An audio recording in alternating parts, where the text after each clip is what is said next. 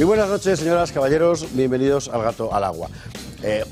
Max Weber, o Weber, que diría Enrique Calvet, que es un autor muy interesante, tiene una frase bastante inquietante, que es aquella en la que dice que la política comparte con la religión el arcano de la muerte. ¿Y eso qué quiere decir? Pues que es de ese tipo de realidades que para la gente, para los hombres, para las personas, son realidades existenciales, realidades por las cuales uno vive y muere, ¿no? Bueno, normalmente cada cosa está en su sitio, lo político, las ideas, la religión, vale. Cuando empiezan a juntarse suele haber problemas. ¿Por qué? Pues porque la política es vivible mientras se mantiene en el ámbito de lo racional. Cuando trasciende el ámbito de lo racional y se convierte en una pura fuerza emocional, generalmente hay que prepararse para lo peor. Esto que estoy contándole no es para que usted se vaya a dormir antes hoy. Esto que estoy contándole es porque, visto lo visto en el Congreso del Partido Socialista este fin de semana, no cabe la menor duda de que hemos entrado en una fase completamente irracional, emocional en la política española. Todo el decorado era puramente emocional. Ahí toda aquella gente aplaudía, seguramente por razones venales, pero lo que trataban de transmitir a sus votantes era: la salvación somos nosotros, el resto es el infierno. Incluso en Armilla, lo hemos visto hoy, le han puesto un altar a Pedro Sánchez. Un altar, una mesita con una foto de él sonriendo, clean, y unas flores y unas velas. Bueno, cuando entramos en ese estrato, podemos prepararnos para lo peor, porque significa además que el poder lo quiere así, que el poder quiere entrar en una situación en la que ya no sea posible razonar, ya no sea posible debatir, ya no sea posible discutir, ya no sea posible el conflicto político regular, el de la oposición normal y corriente, ya no. Estamos ya en otro mundo enteramente diferente, un mundo en el que vale todo y vale también la mentira. Recuerde usted que el gran anuncio del Congreso del PSOE fue la creación de una empresa pública que va a empezar a crear viviendas a montones. Con la habitual rapidez, los dóciles esclavos de TV, la televisión gubernamental, han llamado esta mañana a la ministra de Vivienda para que vaya allí a contar lo que hay. Y la ministra de Vivienda, también dócil, también esclava bien remunerada, ha acudido, claro, cómo no. Y cuando han empezado a preguntarle, resulta que no hay ninguna empresa nueva. Que va a ser, si acaso, el SEPES, que es una empresa creada en 1981 por don Leopoldo Calvo Sotelo y Bustelo, que en paz descanse, y que tampoco va a construir viviendas, que lo que va a hacer es a lo mejor arbitrar suelo con los ayuntamientos para que promotores privados las puedan... ¡Todo mentira! Pero da igual, porque Pedro Sánchez no quería anunciar que va a construir viviendas. Pedro Sánchez no va a construir viviendas. A Pedro Sánchez le da igual dónde vivamos y dónde muramos. Lo que él quería era el corte, el titular, la proclama para que la pongan en su altar y para que su gente piense que si en España no se construyen viviendas es por culpa de algún nefando enemigo que obstaculiza los deseos siempre benéficos del César. De verdad que esto no es una parodia, es que estamos así, Altares a Pedro Sánchez. Venid y vamos todos. Eso, ahora empezamos.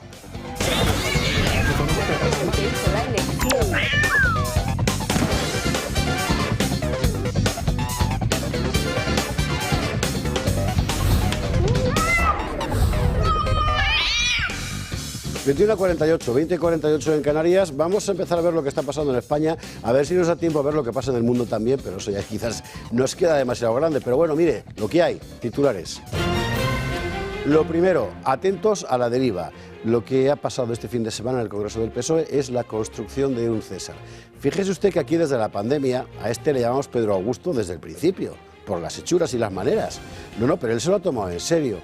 Hay un artículo espléndido hoy de Antonio Elorza, el maestro Antonio Elorza en The Objective, contando precisamente la construcción de la autocracia cesarista de Pedro Sánchez, que es tanto más interesante en la medida en que lo escribe un hombre de arraigadísimas convicciones izquierdistas, ¿verdad? Estamos ante esto. Esto ya no es el presidente de un gobierno en una democracia. Hemos entrado en otra fase. Así que a cubierto. Trayendo causa del mismo asunto, vamos a hablar de la vivienda en realidad. Esta mañana ha quedado de manifiesto en la televisión pública que todo lo que se anunció el fin de semana era mentira, pero mentira cochina, y sin embargo es verdad que la vivienda es un problema. En España es un problema muy serio y permanente. Bueno, quien más ha hablado de este asunto en las Cortes ha sido Carlos Hernández Quero, diputado de Vox, que va a estar con nosotros dentro de un instante para hablar de si es posible tener una política de vivienda, en serio, o si por el contrario estamos condenados a este perpetuo vaivén de anuncios que no se van a realizar jamás. Hay que hablar de corrupción con varias líneas. Una línea, la línea Ábalos. Hidrocarburos, mucha pasta y bastante pasión, todo se ha dicho, en la línea Ábalos del mundo de la corrupción. Veremos lo penúltimo, porque lo último nunca lo sabremos. Y veremos más líneas, que está la línea Begoña y la línea fiscal, que seguramente es institucionalmente la más grave de todas. En Valencia, el general Campampols ha presentado su programa de reconstrucción. ¿En qué consiste? Bueno, vamos a verlo, vamos a entrar a fondo, vamos a ver en qué medida una comunidad autónoma puede acometer una tarea que es literalmente eso, una reconstrucción. Y de Texas abajo veremos, a partir del último informe de Save the Children, lo que cuesta tener un hijo en España. O sea, es que hoy es un 13% más caro que en 2022. ¿Su sueldo ha crecido un 13%? No, ¿verdad? Más bien ha menguado. Bueno, pues así estamos. El problema es muy serio. Les recuerdo que este año hemos tocado el suelo, subsuelo, en el índice de natalidad en España. Es la cifra más baja desde que hay registros, que es 1941. Bueno, habrá que hacer algo, digo yo, aparte de abortar. En fin, veremos. Veremos todo esto en compañía de nuestros contertulios de esta noche. Don Enrique Calvet, ¿cómo estás? Muy bien acompañado, muy feliz, lo digo también, aparte de toda el resto de la compañía, de ver en la plena forma en que está mi amigo Alejo. Hacía tiempo que no coincidíamos en este plató, los hemos visto en reuniones. Por lo cual, como le decía al principio, hay veces que Dios hace bien las cosas porque fue un milagro. Y muy bien acompañado por detrás de la pantalla. Por lo demás, miren, como está don Alejo, que es especialista en política internacional, entre otras muchas cosas, y supongo que gran conocedora también. Voy a añadir dos temas que usted no ha podido decir de política internacional, pero que están surgiendo y del que se hablará mucho y que me resulta muy curioso. La primera es muy breve. Es que cuando creíamos que todas las piezas del ajedrez ya estaban puestas y iba a empezar un quinquenio, el señor Trump, con ya una comisariado europeo hecho, etcétera, resulta que no. Esto es más imprevisible que nunca, porque no sabremos cómo irán las cosas del todo hasta que haya las elecciones en Alemania y las próximas elecciones en Francia, que van a ser inminentes, sí o sí, efectivamente. Sí. Que pueden cambiar totalmente la política europea.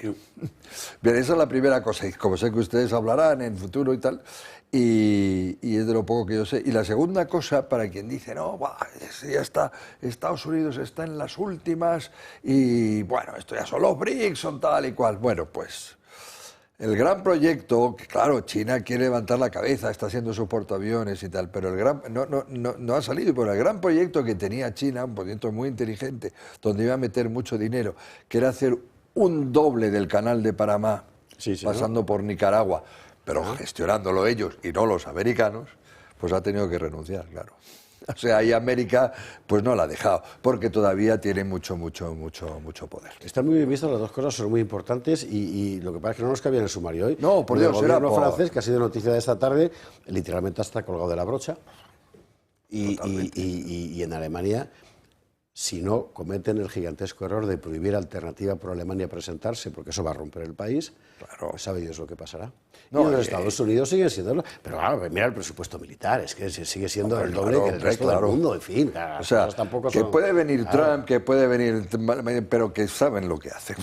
Siempre hay ahí una oligarquía que sabe lo que hace. En mi libro La cruzada del océano cuento, por cierto, que esa alternativa del canal, y los españoles en su momento intentaron un paso a través de, precisamente de Nicaragua, porque hay una unión de lagos y tal que permitía... Debe ser propicio. En aquella época tampoco salió. Y eso que no había yanquis. O sea, que imagínate. Bueno, Enrique, bienvenido, buenas noches. Don Alejo Vidal Cuadras, ¿cómo estás? Muy bien, buenas noches. Esto que has comentado sobre el Congreso del PSOE es un tema que tiene muchísima trascendencia, porque la política tiene una parte racional, es decir, el votante tiene motivaciones a veces racionales, pero tiene mucho de emocional, efectivamente, ¿no? Entonces, este Congreso del PSOE ha sido solamente un masaje a las emociones, porque contenido no ha tenido ninguno. Todo eran colores, músicas, el líder carismático paseándose, la esposa perseguida por las fuerzas del mal, siendo besada y abrazada. La mujer del César. Y entonces Fíjate tú, como en el... ha pasado una cosa que demuestra esto, que cuando estamos en lo puramente emocional, pues entramos en el reino del disparate. Los responsables del mayor saqueo al erario desde la transición han sido vitoreados. Exactamente. Ovacionados. Chávez y Griñán, condenados en sentencia firme por el Tribunal Supremo, sentencia firme del Supremo, como responsables del mayor desfalco a la hacienda pública desde la transición, han sido ovacionados por sus correligionarios. Esto es el reino de la emoción puramente. ¿Y por qué la izquierda es tan buena en ese tema y la derecha muchas veces, la pobre, no acaba de acertar? Porque la izquierda, lo que proponen, sus políticas, sus principios, sus ideas, su concepto de la persona y de la sociedad, no resisten un análisis racional. No resisten. Es decir, es una ideología fracasada. Y por tanto, tiene que refugiarse en lo emocional. Y han sustituido, en fin, el marxismo por las identidades emocionales de minorías muy reivindicativas, ¿no? Étnicas, de orientación sexual, de tamaño, en fin, lo que sea. Entonces, es muy curioso, porque el hecho de que ese congreso haya sido un festival de las emociones responde al tipo de política de comunicación que hace la izquierda, que ha de estar basado en emociones, porque en el terreno de lo racional son indefendibles, ¿no? Está bien, porque fíjese usted que ayer, después de examinar el Congreso del PSOE, habíamos todos, no solo aquí, buscado la similitud con Corea del Norte, ¿no? Pero ¿qué va? Donde el presidente ha declarado la ley marcial por un regalo a su esposa ha sido en Corea del Sur, sí. que está ahora mismo con un follón montado allí descomunal. Lo que es la vida, ¿eh? Y Corea lo que da de sí. Bueno, Alejo, bienvenido, buenas noches. Doña Gabriela Camuñas... Hablaremos del Congreso. ¿De quién? Del Congreso que se acaba de pasar. ¿Del PSOE? Sí, está en el sumario. Debutando con picadores en esta plaza, Gabriela Camuñas, muy buenas noches. Muchas gracias, José Javier. Estoy encantada de estar con vosotros y de aportar al análisis político, ¿no? Desde la razón. Y un poco a propósito de la construcción de este cesarismo, o sea, yo creo que nos quedamos cortos, porque hasta en Roma, ¿no? Cuando llegaban los generales victoriosos y les susurraban y les aclamaban, tenía una persona que estaba detrás, le decía, recuerda que eres un hombre, sí. Recuerda que eres un hombre. Y aquí lo que le han dicho es, recuerda que eres el amo. Entonces, si él es el amo... El pi amo. Y no claro, pones si es un el amo, adjetivo antes. Exacto. Porque eres una persona educada. Recuerda que eres el amo. Entonces eso nos lleva a pensar que el resto somos esclavos, ¿no? Y que la relación a lo mejor es de servidumbre. No sé, lo dejo ahí, pero creo que es bueno analizarlo. Nunca por qué todo esto que se cuenta efectivamente de los césares y los grandes generales, siempre recordamos el nombre de los césares o los grandes generales, pero nunca el nombre del tío que le decía Exacto, que le susurraba. Es que a lo mejor no le fue tan bien. Igual, efectivamente. Exacto. Una vez que se acabó el ascenso al Capitolio, a lo mejor a ese no le iba tan bien. Constató que no era nada más que un hombre, efectivamente. Si hubiera un militante del PSOE que osara decirle, recuerda que eres mortal, acabaría como Lobato. Bueno, O sea, pasó de hecho en el Congreso con la señora de Izquierda Socialista. Izquierda Socialista, ¿no? Corriente, que tuvo muy claro, buena gente. Que era García pero Santos que la Mas y todo aquello era, García ¿no? Santos Mas, que se levanta la señora aquella y dice, queremos que conste no sé qué y tal. Y le dice, bueno, constará en acta que queréis hablar. A la venga, Pero fuera. no le- Y ya está. O sea, hay una cosa al final. Y además En iba fin. por ahí porque estaban de acuerdo con la amnistía, estaban de acuerdo con todo, porque querían En fin, combatir el área de cesarismo. Nada, en fin. Bueno, Gabriela, bienvenida, buenas noches. Gabriela es abogada y directora jurídica de una importante empresa internacional. Lo digo para que usted la sitúe, luego ya si ella quiere que cuente. Pero cuando ha dicho desde la razón, pregunta genuina, no se refería al periódico. No, desde la razón de una persona. La razón pura. No desde la emoción. Sí. Qué kantiano está Calvet. Bueno, muy bien. Exactamente. Vale. Bueno, es que nosotros vamos a empezar enseguida a destripar la actualidad. Va a estar aquí dentro de unos minutos Carlos Hernández. Vamos a hablar de la cuestión de vivienda que preocupa muy justificadamente a millones de españoles y cuanto más jóvenes más les preocupa porque sencillamente ya no hay como comprarse una vivienda, ¿verdad? Pero antes, y para tomar aire, nos vamos al Club de Amigos. Y esta vez, la cápsula habitual de Paula Cruzado, que aparece como si estuviera allí en un Sputnik, ¿verdad? Está aquí, en carne mortal. ¿Qué tal?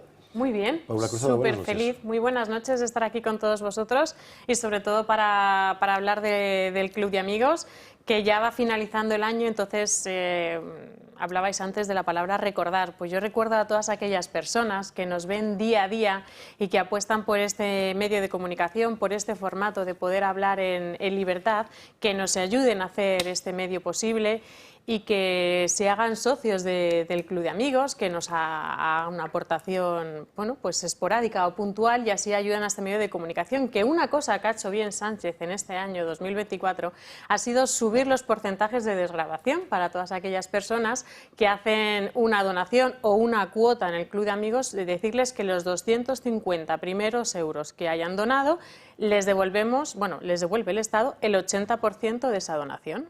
Entonces solo han aportado 50 euros al año y a nosotros la verdad es que nos ayuda una auténtica barbaridad. Nos está llamando muchísima gente que son socios, pero ¿la cuota de socio es una donación? Sí, se considera donación. Entonces lo que están haciendo es completar esa cuota o completarlo con una donación puntual para llegar a esos 250 euros. Desde aquí darles las gracias por a todas aquellas personas que nos están llamando, pero como finaliza el año y solo es hasta el 31 de diciembre... Hay que recordar efectivamente que existe esa posibilidad que es fundamental. Porque vamos a ver, aquí, o sea, yo sé que usted por lo que va es por la heroica, por la épica, que es lo que nos va a todos. Aquí está el banderín de enganche que hemos levantado, ¿verdad?, para resistir frente a la ola esta del césaro-sanchismo. Claro, bueno, pero si además le devuelven parte de lo que ha donado, pues miel sobre hojuelas, que decía un típico. Y luego recordar las últimas actividades que tenemos para finalizar el año, que bueno, tenemos el día 10 de diciembre la presentación de Iván Vélez, conocidos por todos, es un tertuliano habitual vuestro, que va a presentar junto con Mario Noya su último libro, que es La conquista del Perú.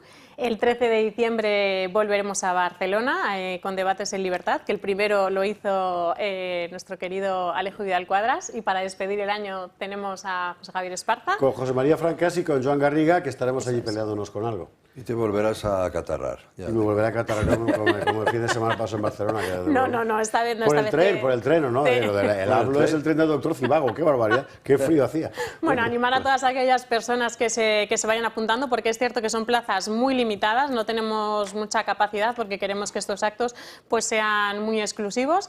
Y para finalizarlo tenemos que brindar con la cena del Club de Amigos, pues para celebrar este año, el día jueves 19 de diciembre a las 8:30 de la tarde.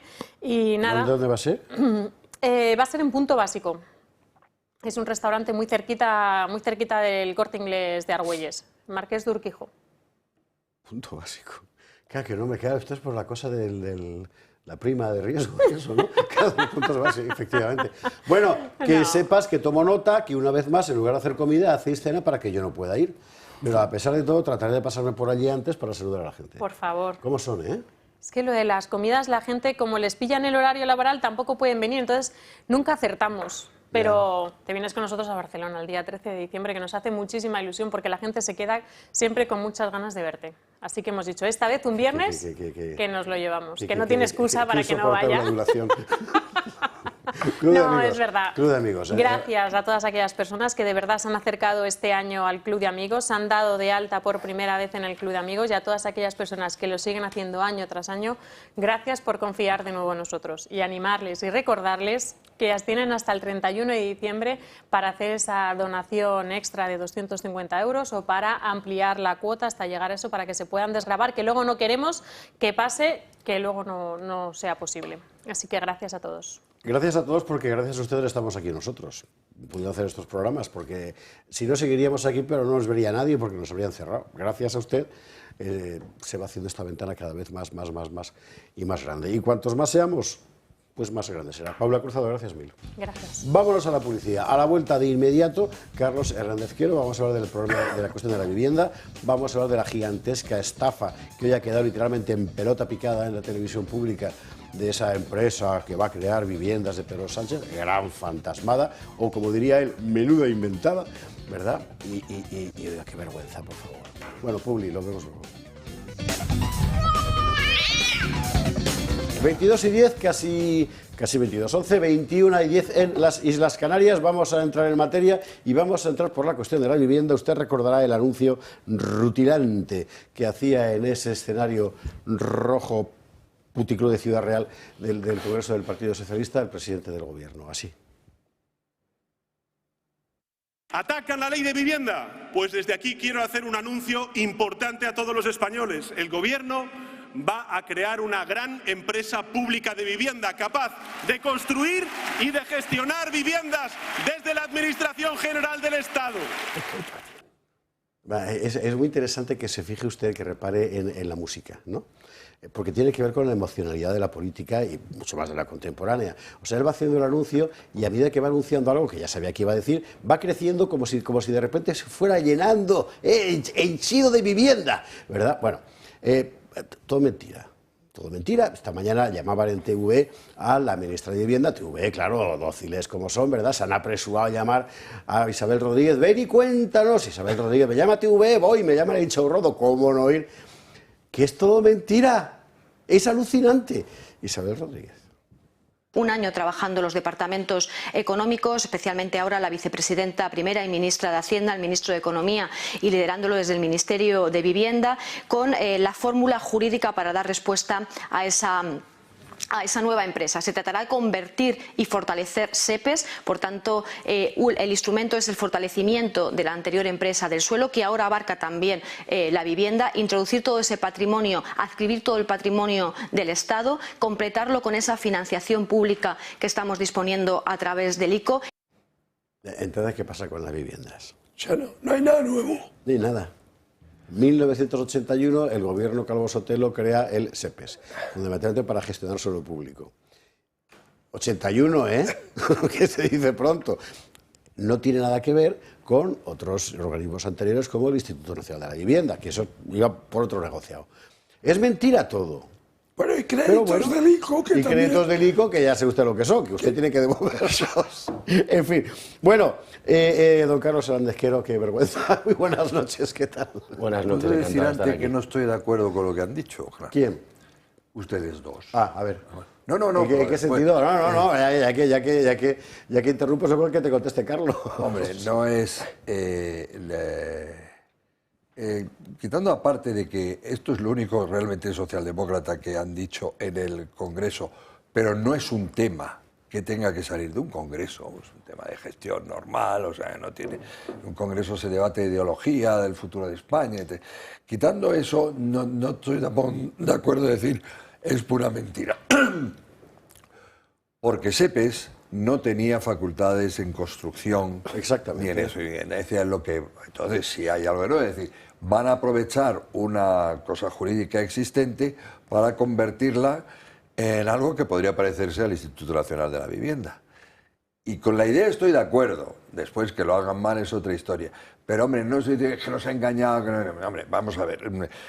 Lo que está intentando, lo que yo creo que es la única solución realmente al problema de la vivienda en España, que es construir, construir y construir, y si no lo que hace el sector privado, pues lo tendrá que impulsar como política social el sector público. Bueno, no digo más porque hablaré después yo que soy enteramente gironiano en esto, te daré la razón. Claro. El problema, pero ahora enseguida presentaremos a Carlos, que no sé por qué le hemos invitado, la verdad. No, perdón. Que es que no pueden. Es que no pueden. Don Carlos Hernández Quero, muy buenas noches, ¿qué tal? Usted habrá visto un montón de intervenciones de Carlos Hernández Quero en vídeos de YouTube, más vistos, más que este programa no, pero más que TV seguro, ¿verdad? Así que no necesita mucha presentación, pero sí una cosa fundamental. A ojos de los que siguen más o menos la política, el diputado que sube allí a hablar de cosas que interesan a la gente más joven de verdad es este, porque los otros hablan de historias, ¿no? Y muy particular la cuestión de la vivienda. Sí, la verdad es que para mí es un auténtico honor poder llevar esa voz de generaciones que han sido totalmente abandonadas y alejadas de la posibilidad de tener aquello que tuvieron sus padres, que es el tener una casa en propiedad, y que ello tiene aparejado una serie de virtudes y de atributos, como son la autonomía, la estabilidad, el ahorro, la seguridad residencial, que ahora mismo parecen quimeras y que en otro tiempo se daban por sentado. Al calor de todo este debate nos encontramos con anuncios como el de este fin de semana, que yo creo que más que responder a la crisis real que existe con la vivienda y con la emergencia habitacional, se trata como crisis de comunicación, ¿no? Entonces se hace un anuncio rimbombante, a bombo y platillo, pero lo cierto es que es un anuncio más que podemos apuntar en la lista de anuncios que el Partido Socialista ha venido haciendo relativos a la vivienda. Si recordamos, muchos de los telespectadores podrán recordarlo, en la campaña de las elecciones del 23 de julio, el Gobierno prometió, bueno, el Partido Socialista prometió 184.000 viviendas de alquiler social, pero si uno bucea y hace intrahistoria electoral y va acudiendo a los programas electorales del Partido Socialista, va encontrando diferentes cifras. Por no irnos muy atrás, quedémonos solamente en 2008, en Zapatero, que promete 1.500.000 en fórmulas de colaboración público-privada, de las cuales 900.000 serían vivienda de protección oficial, es decir, en propiedad, y 600.000 alquiler social. Seamos generosos y dejemos las 900.000 de propiedad a un lado, pero sumando las 600.000 y las 184.000 que prometió en esta campaña, pues podemos decir que el PSOE debe 784.000 viviendas públicas de alquiler social, al margen de lo que luego vaya a hacer con este anunciado empresa pública de vivienda que, como vemos, pues no es más que un remozado de estructuras ya existentes. Esta tarde Antena 3, me imagino que por enredar, y ha hecho muy bien, ha sacado esta noticia, y está muy bien, ¿eh? Es decir, Pedro Sánchez llegó al poder en el año 2018 y creo que ya lleva gobernando más tiempo que Rajoy. Bueno, el gobierno solo ha construido 244 viviendas sociales en el último año, 0,13, ni un 1% de las prometidas. Vamos a ver, aquí hay varios problemas, Carlos. Hablemos técnicamente, digamos, ¿no? Es decir, realmente el gobierno tiene opción para decidir, voy a construir tantas viviendas en algún lado. Desde el punto de vista técnico, jurídico, administrativo, el proceso implica a otras administraciones cuyas competencias son bastante soberanas. La vivienda en España está absolutamente atomizada, las competencias entre el marco municipal y autonómico fundamentalmente, con muy poquitas atribuciones a nivel estatal, y por eso sorprende precisamente este tipo de anuncios que en verdad son un poco una cáscara vacía o un brindis al sol. Lo que sí que sabemos es que, aprovechando los datos que aparecían anteriormente en pantalla vinculados con la construcción de vivienda social, esto no ha sido así siempre en España. Y no ha sido así siempre en España, ni siquiera hace pocos años. Podemos recordar que desde mediados del siglo XX había una política decidida de construcción de vivienda pública en colaboración público-privada que tenía como objeto ampliar el número de personas propietarias y que permitió, pues entre los años 60 y los años 2000, que unos 6,5 millones de familias accedieran a la vivienda en propiedad. Pues, si calculamos unos 4 personas por cada familia, pues estamos hablando de que unos 26, 27, 28 millones de personas pudieron acceder a vivir en una casa en propiedad y poder arraigarse, estabilizarse, hacer vida de barrio, tener a la familia cerca, es decir, toda una serie de características que creo que nadie encuentra no beneficiosas. Y esa política, en los años 80 se seguían construyendo más de 100.000 viviendas sociales al año. El 60% de lo que se construía en los años 60 era vivienda protegida, con un 40% del mercado libre. Va bajando las cifras y en los años 90, en los años 2000 les tenemos en torno a 50.000, 60.000, pero es que ahora mismo está por debajo de las 10.000 anuales. todas las administraciones en España. Entonces, claro, si uno plantea el drama que tenemos actualmente con la vivienda en España y pretende encontrar soluciones con un instrumento que antaño se demostró eficaz, pero que ahora mismo es bastante irrisorio, pues casi nos hace pensar lo poco en serio que se está tomando el problema. Bueno, antaño se demostró eficaz, enseguida te doy la palabra, Gabriela. Antaño se demostró eficaz porque tenías las opciones administrativas para hacerlo, dicho y hecho. Hoy no, y por otra parte el suelo también. Claro, ahora es que los problemas son enteramente distintos, ¿no? Y la propia... Bueno, Gabriela, perdón. Sí, no, yo quería preguntarte, Carlos, porque claro, si estamos diciendo, esto es un problema de oferta, ¿no? No hay suficiente vivienda para la gente que demanda la oferta y hay competencias a nivel ayuntamiento. ¿Por qué el ayuntamiento tiene secuestrado ese terreno? ¿Hay una finalidad detrás o se la reservan para ciertas corruptelas?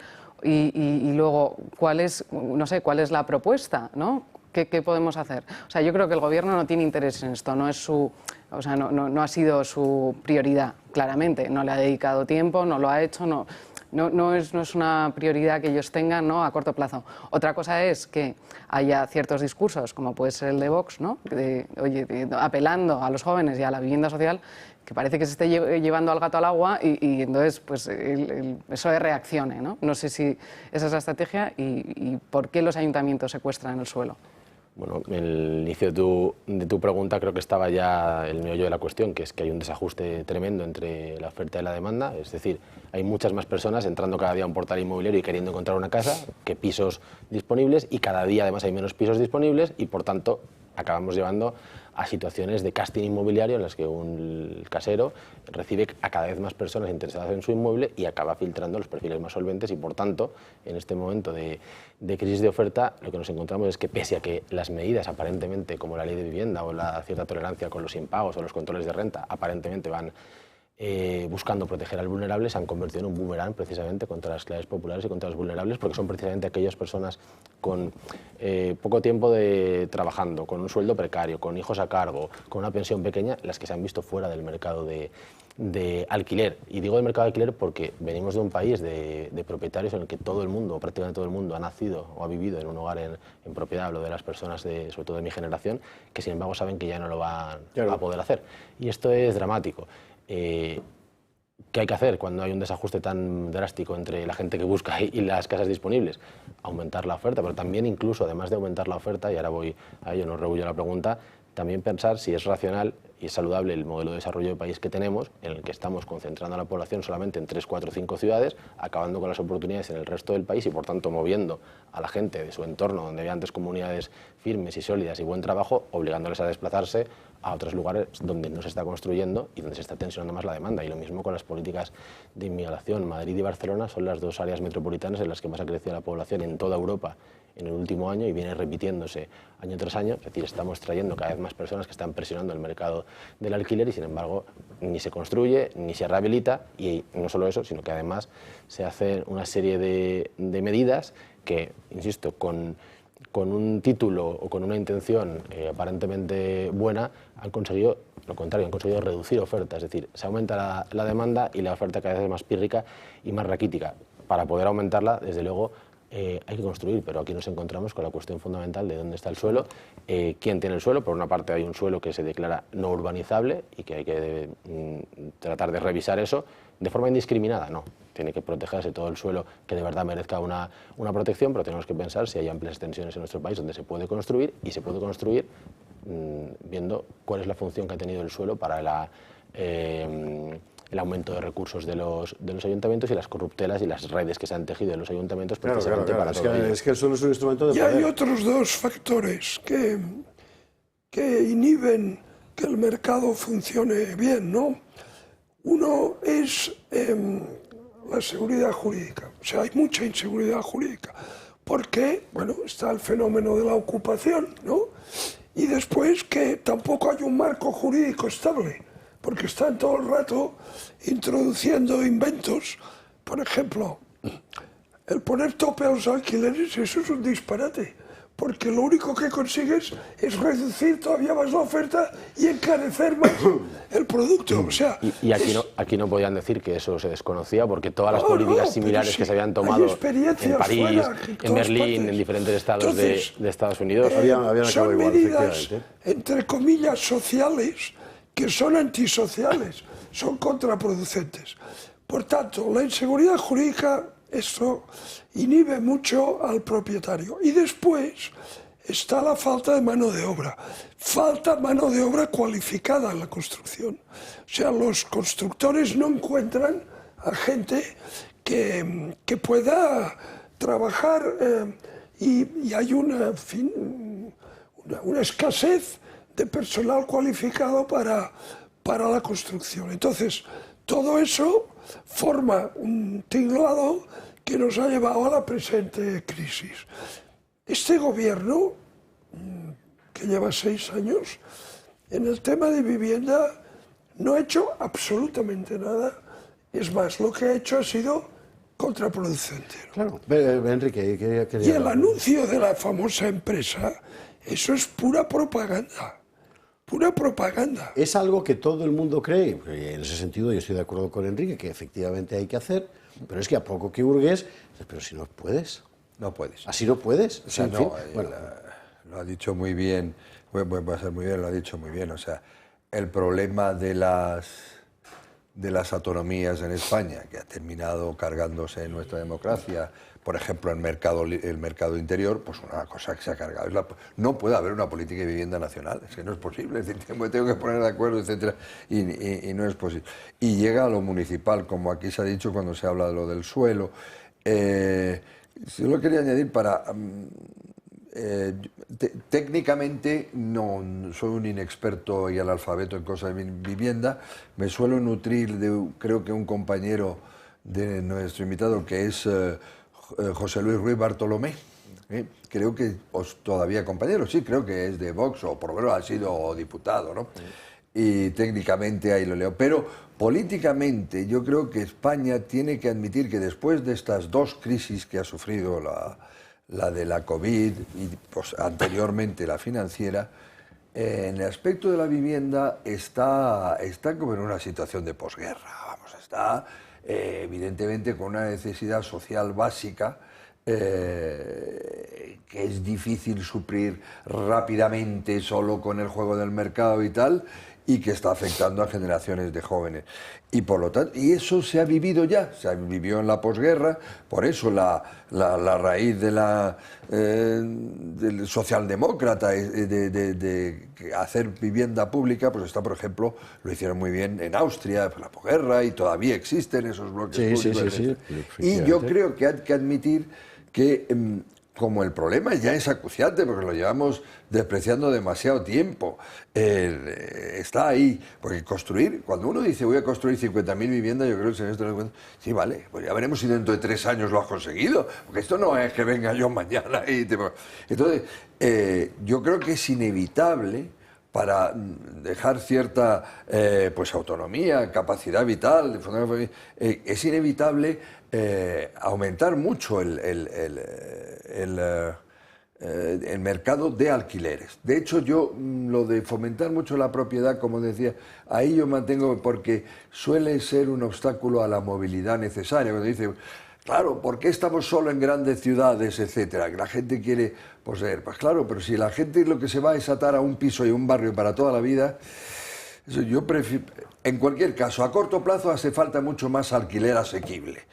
Y ese alquiler asequible, el gobierno ha hecho todo lo contrario de lo que era necesario.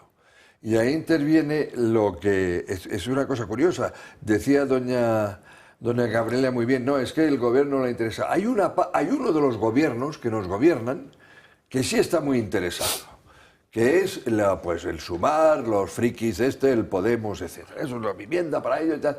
Pero claro, está interesado de una manera ideológica, no, y lo que quieren es que no haya mercado. Propiedad, es que no haya mercado. Claro, lo que quieren es hacer activismo la... político, que se lo regalen, o que sea un derecho constitucional, por lo cual usted viene, llama a una administración y dice, pues mañana tiene usted la llave. Estás tocando varios niveles simultáneamente del problema. Exacto. Quería ponerlo un poco todo sobre la mesa. Uno de ellos muy importante, y me parece muy oportuno que lo haya subrayado Carlos, y ya que él no nos oye lo diré, me parece que lo más interesante que se ha oído en las Cortes precisamente es que introdujera este aspecto de carácter comunitario, sociológico dentro del problema. Es decir, la gente quiere vivir en su sitio toda la vida, ¿verdad? Y no tener que marcharse.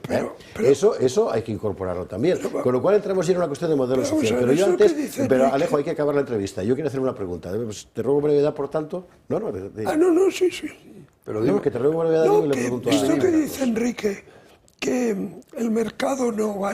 Perdona, el mercado, si hay suelo abundante y hay capacidad inversora y hay una gran demanda, el mercado funciona perfectamente. Bueno, eso yo no lo sé. Habrá que ver, porque realmente ha cambiado todo, ¿no? ¿En Madrid suelo dónde? Y en cualquier caso, si hay una intervención pública, que sea sobre la base de la fórmula que da el mejor resultado siempre, que es la colaboración público-privada. Sin duda, eso también, claro. Además, aquí yo no sé cómo se va. Oye, no me veo... bueno, igual es una redención para Ábalos, la redención de penas por el trabajo. Se pone un pañuelico con 4 nudos y a dar de llana. Carlos, en lo práctico, o sea, ¿qué hacemos? Que el problema lo tenemos muy diagnosticado, pero precisamente por la inconsistencia de lo que anuncia Pedro Sánchez, sabemos que buena parte del problema en España es la compleja red administrativa que hace muy difícil una política de este carácter. Cualquier política de vivienda, digamos, rectificadora, implica también una rectificación institucional importante. Y no solamente en la vivienda, porque yo creo que es muy importante que tengamos en cuenta que la vivienda no es una isla, sino que está conectado con el resto de aspectos de nuestra vida. Por tanto, difícilmente nuestros jóvenes van a poder acceder a una vivienda estable si estamos a la cabeza de Europa en el desempleo juvenil, por ejemplo. O difícilmente vamos a poder aspirar a vivir siempre en el mismo sitio si el mercado laboral está absolutamente precarizado. Entonces yo creo que hay como 3 pasos que serían previos a la política de vivienda per se, que sería, por una parte, tener un mercado laboral mucho más sólido, por otra parte, volver a dar oportunidades a esas capitales de comarca, pequeñas ciudades intermedias, donde en su día hubo una industria pujante, donde hubo comunidades fuertes y que ahora mismo han sido forzadas a la inmigración. Y en tercer lugar, repensar la política de fronteras abiertas. Hemos tenido un crecimiento de población residente en España, que no es población española, brutal, que ha tensado el mercado y al cual nos está respondiendo en términos de oferta. Entonces, digamos que las 3 serían como las 3 medidas o iniciativas a tomar en cuenta, en consideración previamente. Después, como sabemos que el problema es de desajuste entre oferta y demanda, hay que pensar cómo vamos a aumentar. Mi sensación es que para pensar cómo vamos a aumentar y si vamos a construir, hay que tener claro el construir para qué. Es decir, no es solamente para cuadrar las celdas de una tabla de Excel, sino qué modelo social se propone como bueno, cuál es el objetivo deseable. Para nosotros es un país con la propiedad lo más extendida y distribuida posible y con los alquileres, para quien desee vivir de alquiler, lo más estables y asequibles posibles. Para poder responder a este norte político, a este objetivo social, pues lo que se ha de construir es para conseguir que quien ahora mismo no tiene una vivienda en propiedad pueda acceder a ella, no para favorecer la concentración de la propiedad en muy pocas manos. Por tanto, todas aquellas políticas que hay que llevar encaminadas a esto, de liberar suelo, de terminar con trabas y con burocracia, con licencias, de agilizar los trámites, todo ello tiene que ir encaminado a poder facilitar el acceso a la vivienda en propiedad. Una vez que se haya construido y se haya aumentado la oferta, tenemos que tener una fiscalidad que permita a los españoles ser propietarios. ¿Cómo?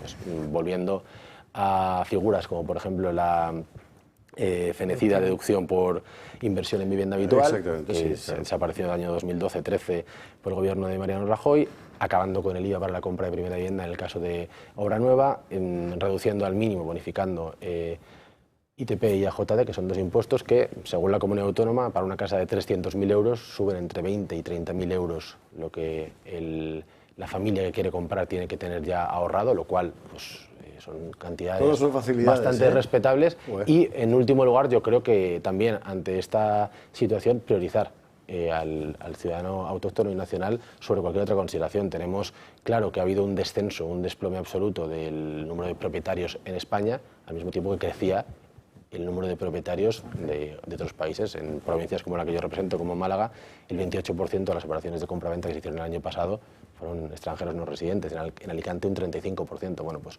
si vamos a construir es para garantizar... ¿No sería vivienda social? No, claro. En Baleares, y te cuento. Por cierto, ¿qué pasa con los presupuestos en Baleares? Ya que sale el tema, ¿por qué saco el tema? Pues la pregunta es, ¿el Partido Popular tuvo en Baleares mayoría absoluta? El Partido Popular tuvo mayoría absoluta para que pueda poner su idea de presupuesto y su idea política sobre la mesa y que todos los demás tengan que decir sí o no. Pues no.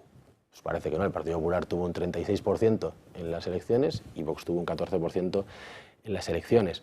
Eso quiere decir que hay que llegar a entendimientos y que uno tiene que escuchar al otro y no aplastarle. Si uno ha escuchado alguna vez a algún representante de la formación que yo represento, pues creo que no se lleva engaño cuando dice que no va a pasar por el aro de unos presupuestos, de una línea política que permite y tolera y ampara la discriminación lingüística, que fomenta o no combate lo suficiente la inmigración ilegal, que no pone coto a el gasto político desaforado y que no lleva a cabo bajadas de impuestos.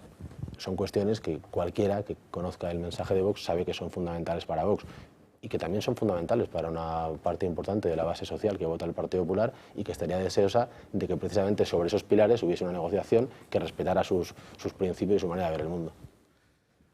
Pues Carlos, muchísimas gracias. Carlos Hernández Quiero, gracias mil y hasta cuando quieras. O sea, esta mesa está a tu disposición, incluso para hacer de contertulio, para pelearte con Calvet, o con Gabriela, ¿no? Porque no creo que nos hayamos peleado, ¿verdad? Estupendo, ha sido un gusto. Nos hemos completado. Mil gracias, de verdad. Vámonos a la publi y vamos a empezar enseguida a contar. Bueno, mire, hay una cuestión que tiene mucho que ver con todo este problema.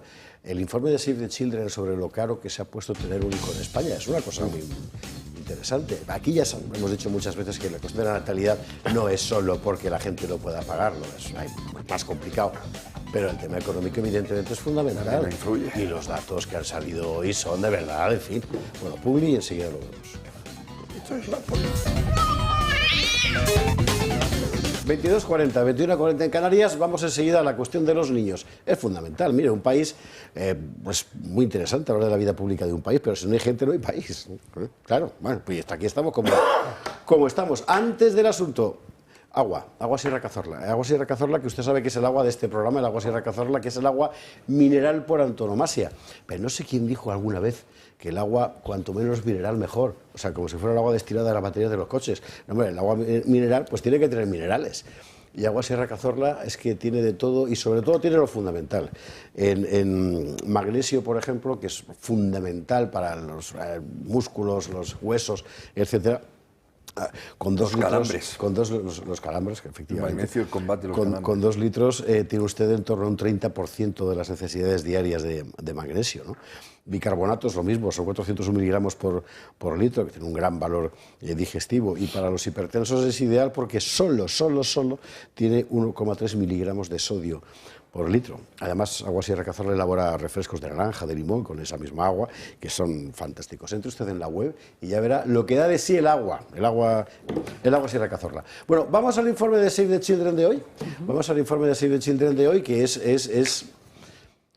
No le voy a contar nada que usted no sepa, pero me parece que viene bien esa sensación que tiene uno cuando sale del súper, es decir, la madre que me parió ha empezado el fin de mes el día 4, ¿verdad?, pues que es que no es una impresión suya, es que es verdad, porque así está la cosa. Suena el despertador, a preparar el desayuno, el del mayor, para el pequeño un biberón, a pelear para que se lo coman todo, luego a vestirles, peinarles y para el cole. 3 líneas para definir brevemente la mañana de cualquier familia. Cada vez son menos las que deciden tener hijos y ya no hablamos de tener más de uno. La crianza cada vez es más cara, las familias no se lo pueden permitir y eso no puede ser. Me llamo Pepa, tengo 33 años, tengo 4 niños. Ahora mismo la situación que tenemos económica no es muy buena y mi marido se ha tenido que ir a trabajar a Francia. Por lo menos los niños los tengo en el comedor y al menos así no tengo tantos gastos, pero entre cenas y fines de semana es un gasto muy elevado. Hay meses que igual se te ponen 500, 600 euros, meses en los que se te junta la ropa con los libros. 758 euros al mes de media es lo que le cuesta criar a un hijo a cada familia, un 13% más que hace 2 años, cuando eran 654 euros. De hecho, 1 de cada 2 familias con hijos destina más del 50% de sus salarios a pagar la vivienda, la educación, la comida, la salud, el ocio. Entonces, las cuentas no salen. Entre la luz, el gas, el agua, las comunidades, yo creo que tener hijos empobrece y no damos abasto. Porque aparte de comer hay más gastos extras que conlleva una casa. Patatas, legumbres, arroz, en lugar de comprar carne roja tiras de pollo. Carne roja hace que no comemos, pues ni me acuerdo. Tienes que quitar de ocio, sobre todo, porque comer hay que comer. Cataluña es la comunidad autónoma donde más le cuesta a nuestro bolsillo la crianza, un coste medio de 938 euros mensuales. La más barata, Andalucía, con 722, pero hay más comunidades con los costes mensuales por encima de la media, como Madrid, País Vasco o la Comunidad Valenciana. En cuanto a los costes por edades, hasta los 3 años rozan los 600 euros mensuales, de 4 a 6 son casi 700 y hasta los 17 años 800 euros al mes. Es inviable una hipoteca y tener más de un hijo. Me extraña que la gente no pueda tener, no es que no quieran, es que no pueden, es que si no tú no vives. Que hubiera más ayuda para la crianza, para poder tener los niños bien y en condiciones. Criar es caro y eso influye en la decisión de tener un hijo. Las ayudas deberían aumentar para ponerle remedio a esta bajada de la natalidad y poder así fomentar que se tengan más hijos. Es nuestro futuro. Y seguramente las ayudas no iban a hacer que la natalidad creciera de forma exponencial. Lo hemos visto en Hungría, por ejemplo, donde las medidas han favorecido un poquito el crecimiento de la natalidad, pero por ahora se han parado el descenso, ¿verdad? Claro, España es el país que menos ayudas da de la Unión Europea todavía, ¿eh? O sea, la comparación con Francia o con Inglaterra es desopilante. Sí, pero el coste de tener hijos sin duda es un factor determinante, pero hay otros muchos, ¿no? El que citábamos hace un rato, la vivienda, ¿no? Si no dispones de una vivienda en propiedad o en alquiler, una pareja no tiene una vivienda en condiciones, difícilmente se lanza a la aventura de tener hijos, ¿no? Y después está la cuestión de la cultura, ¿no? Es decir, la cultura cívica en relación a lo que es la familia, lo que representa una familia. Entonces, vivimos en una sociedad donde la familia ha dejado de ser una institución valorada. Entonces, eso también hace que nazcan menos niños. Y después, qué duda cabe que la incorporación de la mujer al trabajo ha sido algo que también ha influido. En la época clásica, pues el marido aportaba lo suficiente para mantener a la familia, la mujer se dedicaba a la familia, a los hijos. Esto, por supuesto, no puede calificarse como simétrico, es decir, la mujer tiene derecho a tener su propio desarrollo personal, su vida profesional. Esto también ha influido. Por tanto, es todo un conjunto de situaciones. Pero yo creo que el aspecto cultural, es decir, cuáles son los valores imperantes, qué es en la vida aquello que tiene relevancia y que no, esto ha tenido también una influencia Yo creo decisiva. que eso es determinante, efectivamente. Pero también te digo, cuando has tomado la decisión, te casas, te lanzas, tienes la opción, tienes un crío, tienes 2, empiezan a llegar al cole, empiezas a sumar libros de texto y te preguntas, vamos a ver, o sea, ¿para qué cojones hemos inventado Internet? O sea, podrían estar perfectamente los libros gratis, ¿verdad?, a disposición de cualquier familia, todos. Y no, hay que pagar un pastón a las editoriales cuyo negocio, concertado con el Ministerio y las comunidades autónomas correspondientes de forma muy fundamental, consiste precisamente en eso. Es decir, hay un montón de cosas que son objetivamente obstáculos. Una vez que has tomado la decisión, el camino que te encuentras podría ser mucho más fácil. Y cuando vas a pedir una ayuda a la Administración, ni te cuento. De todas formas, vamos a decirlo todo, particularmente si eres autóctono. España es uno de los países europeos donde las ayudas familiares son más bajas. Sí. Y esto con todos los gobiernos, ¿eh? Yo me acuerdo, me llamaban con una batallita, cuando era jefe de gabinete de la Secretaría de Estado de Cultura, una reunión en el Ministerio de Hacienda. Y se saca el tema, Fernando Díaz Moreno, creo que era el subsecretario que lo sacó, de, bueno, pues vamos a, por lo menos, que el impuesto de los monovolúmenes, que es el coche familiar por excelencia, en aquella época por lo menos, sea más bajo y Hacienda que no. Porque tiene que recaudar. Pero es una cuestión de mentalidad, ¿eh? Es decir, es un Estado que vive para sí mismo y no para la gente. Sí, yo creo que un poco engarzando el tema, ¿no? O sea, la vivienda es fundamental y el casado casa quiere. Entonces, si no tengo casa, ¿cómo voy a tener hijos? Si no tengo un trabajo que me remunere suficientemente para cumplir con las condiciones materiales, pues efectivamente es un problema tener un hijo. Entonces, como es una cuestión de supervivencia, porque si no tenemos hijos estamos abocados a la extinción. Entonces hay que fomentarlo.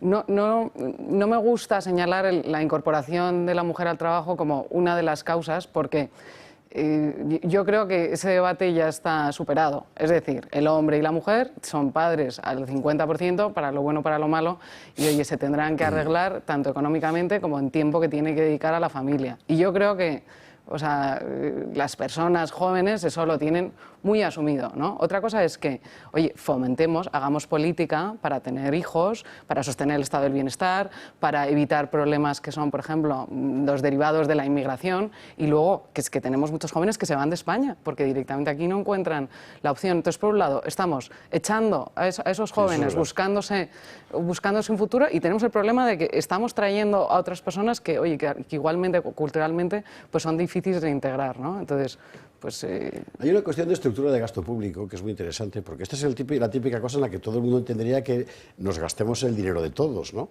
Yo remito permanentemente a los hilos que está sacando Pablo Cambronero en X, antes Twitter, analizando las partidas de gasto de cooperación internacional, por ejemplo. Que otras cosas que son absolutamente insensatas. O sea, yo creo que una acumulación de chanchullos, de canonjías, de acuerdos de no se sabe quién, etcétera, ha ido engordando progresivamente los presupuestos generales del Estado con un montón de dinero que va a cosas perfectamente inútiles. A lo mejor son útiles para alguien, pero desde luego no para el ciudadano que paga impuestos, ¿verdad? Y que todo eso habría que empezar a revisar. Hay una motosierra, no, ahí hace falta una podadora salvaje. No solo de los presupuestos generales del Estado, de los presupuestos autonómicos, bueno, de presupuestos municipales, pero mira que lo que tienen estaba una política de ayuda al desarrollo, que manda narices, que si lo eches, digo si lo eches, perdóneme, no lo sé. Sí, como que dice todo don Jiménez, ya no se entiende, pero claro. Guadalajara, hombre, no fastidies. Sí, evidentemente las democracias liberales modernas se han adornado de un afán de abarcarlo todo y de participar en todos los arreglos de la vida y del planeta, que llega un momento, como el estado de bienestar, que es difícil permitirse, ¿no? En eso estoy de acuerdo. Sin embargo, estoy de acuerdo prácticamente todo lo que habéis dicho. Mi madre, que gracias a Dios va camino de los 101 y sigue ahí, dice que eso de tener un hijo, hombre, lo peor son los primeros 70 años. A partir de ahí ya, pues eso, estoy de acuerdo con ella, ¿no? Mi hermana tiene todavía 69, o sea que todavía le está. Pero el problema es muy cultural, incluso en el enfoque económico. Es decir, hay un hedonismo, claro, y no se atreve ningún Estado hasta ahora, que yo sepa, pese a los intentos que hace el húngaro, hombre, España hace algo, Francia, en declarar eso política de Estado. Claro, entonces sí se podrían concentrar toda una serie de beneficios, toda una... Claro, no se atreven porque pues mira, probablemente no tienen dinero. Como propuesta está muy bien. Política de Estado. La política de Estado. Hay un problema de base, que es el origen de otros muchos, que es el despilfarro del dinero público. Sí, es decir, si tuviéramos aquí delante el presupuesto nacional línea por línea, subvenciones, salarios, en fin, todo, línea por línea. Hay dos capítulos que para mí están claramente sobredimensionados, que es el número de empleados públicos. Hombre. Si España funcionaba en 1975 con 700.000 en total, ¿por qué tenemos 3 millones y pico? Porque España ha desaparecido, hombre. Ahora mismo somos un puzzle de taifas y cada uno necesita su... Esto por un lado. Y después hay otro pozo sin fondo, que son las subvenciones. Las subvenciones. Subvencionamos cosas delirantes, absurdas, que no dan ningún valor añadido, ni económico ni social. Simplemente son clientelales, partidistas, ideológicas. Entonces, el Instituto de Estudios Económicos hizo un estudio prudente, conservador, que dijo que el Estado podría funcionar perfectamente con 70.000 millones menos de lo que gasta. En la administración, de lo que gasta, si no recuerdo mal. Te voy a poner un ejemplo. La Administración General del Estado. Te voy a poner un ejemplo. Claro, las otras. Es normal que Sánchez tenga en Moncloa 900 asesores, ¿no? Sí, una cosa así. Y que en el 10 de Downing Street hayan 100. Lo que pasa O que en el ala este de la Casa Blanca, oeste de la Casa Blanca, haya menos asesores que en la Moncloa. Lo que pasa o sea, es disparatado todo. Todo es disparatado. Porque tenemos un Senado que es mayor que el Senado de Estados Unidos. Lo que pasa es que, o sea, por volver un poco al debate, ¿no? Independientemente de que haya despilfarro público, etcétera, yo creo que también hay una idea, ¿no?, de cuál es el modelo de sociedad.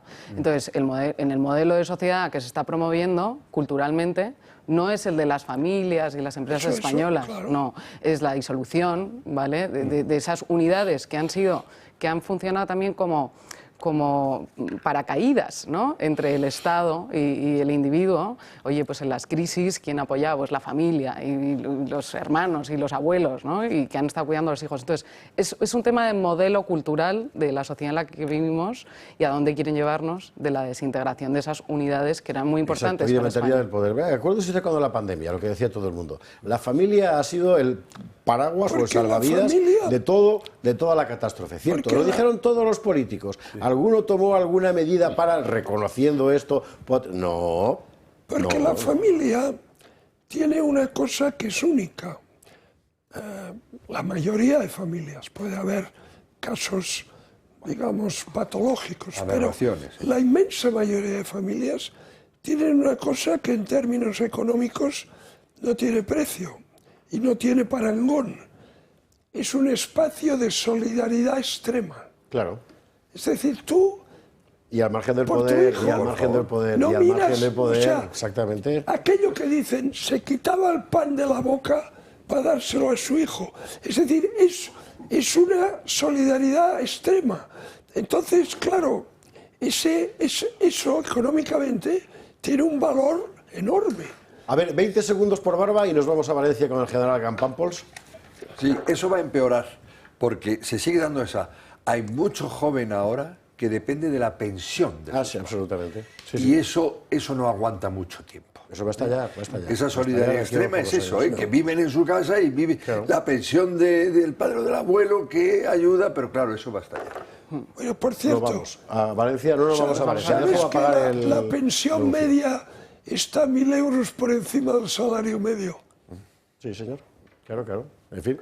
Y lo que te rondaremos. Bueno, vámonos a Valencia, que todos los días aquí hemos de ir a Valencia. ¿Hoy qué ha pasado? Hoy ha pasado que el general Campampols, teniente general, que como usted sabe es la persona encargada por el gobierno valenciano para acometer los trabajos de reconstrucción en el ámbito de sus competencias, porque en España hay que hablar así, había presentado un poco el programa, ¿no? Vemos lo que ha dicho. Francisco José Campampols ha tomado el mando de la vicepresidencia de la Consejería para la Recuperación Económica y Social de la Comunidad Valenciana.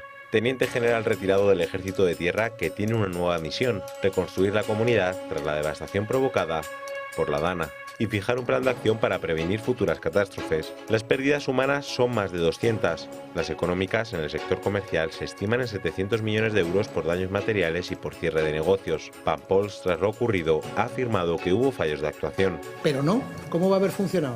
Si se han perdido... A ver, una cosa es la afectación, que esa es imposible de prever, imposible, y otras son las pérdidas de vidas, que esas, en un plan de alerta ordinario, lógicamente se podrían haber salvado.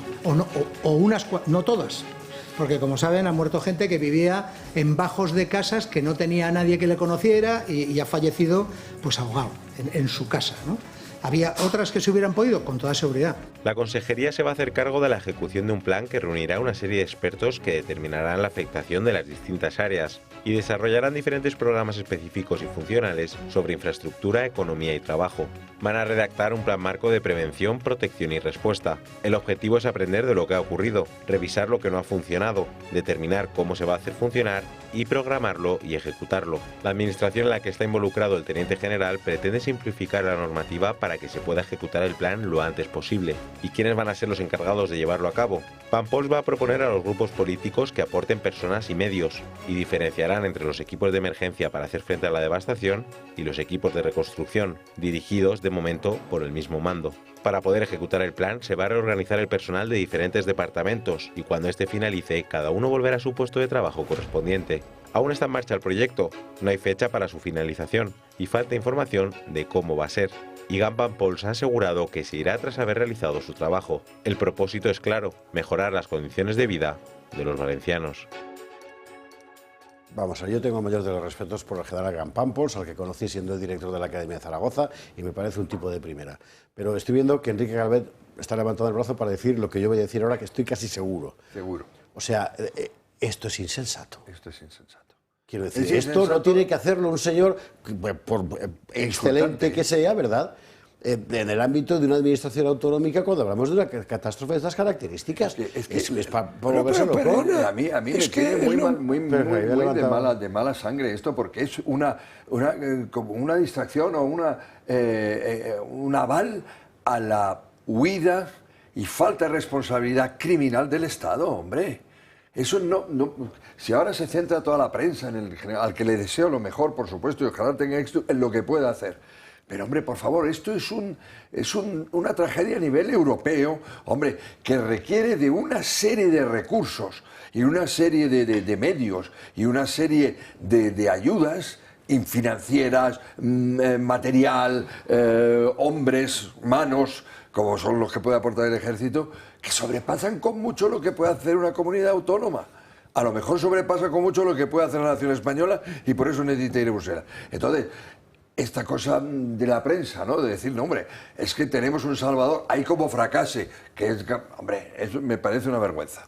Y sobre todo, el mensaje que se transmite es absolutamente desolador para el Estado de las autonomías. Hombre, por favor. Es decir, cuando hay un problema real, serio, grave, hemos de acudir a un militar, porque nuestros gobernantes no son capaces. Son capaces, no son capaces. Son unos inútiles. Y entonces, en su desesperación ante el desastre que no han podido evitar, cuidado, no solo lo han podido evitar, sino que en cierta manera han propiciado. Pues resulta que acuden al militar.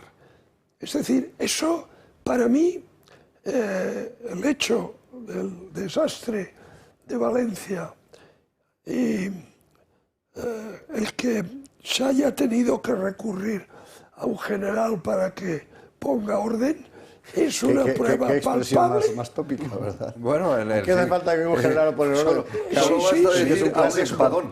Un espadón, totalmente. Es la prueba palpable del fracaso del Estado autonómico. Absolutamente. Y cuando yo le oí decir al líder de la oposición, el Estado autonómico ha funcionado. Exactamente. En lo que está totalmente de acuerdo Pedro Sánchez, que también lo ha dicho. Y esa es la catástrofe de España, que nadie le mete el cascabel al gato. El Estado autonómico, cuando se le somete a una prueba de estrés, fracasa estrepitosamente. No, a ver, ha quedado en evidencia que el Estado autonómico ha fallado estrepitosamente.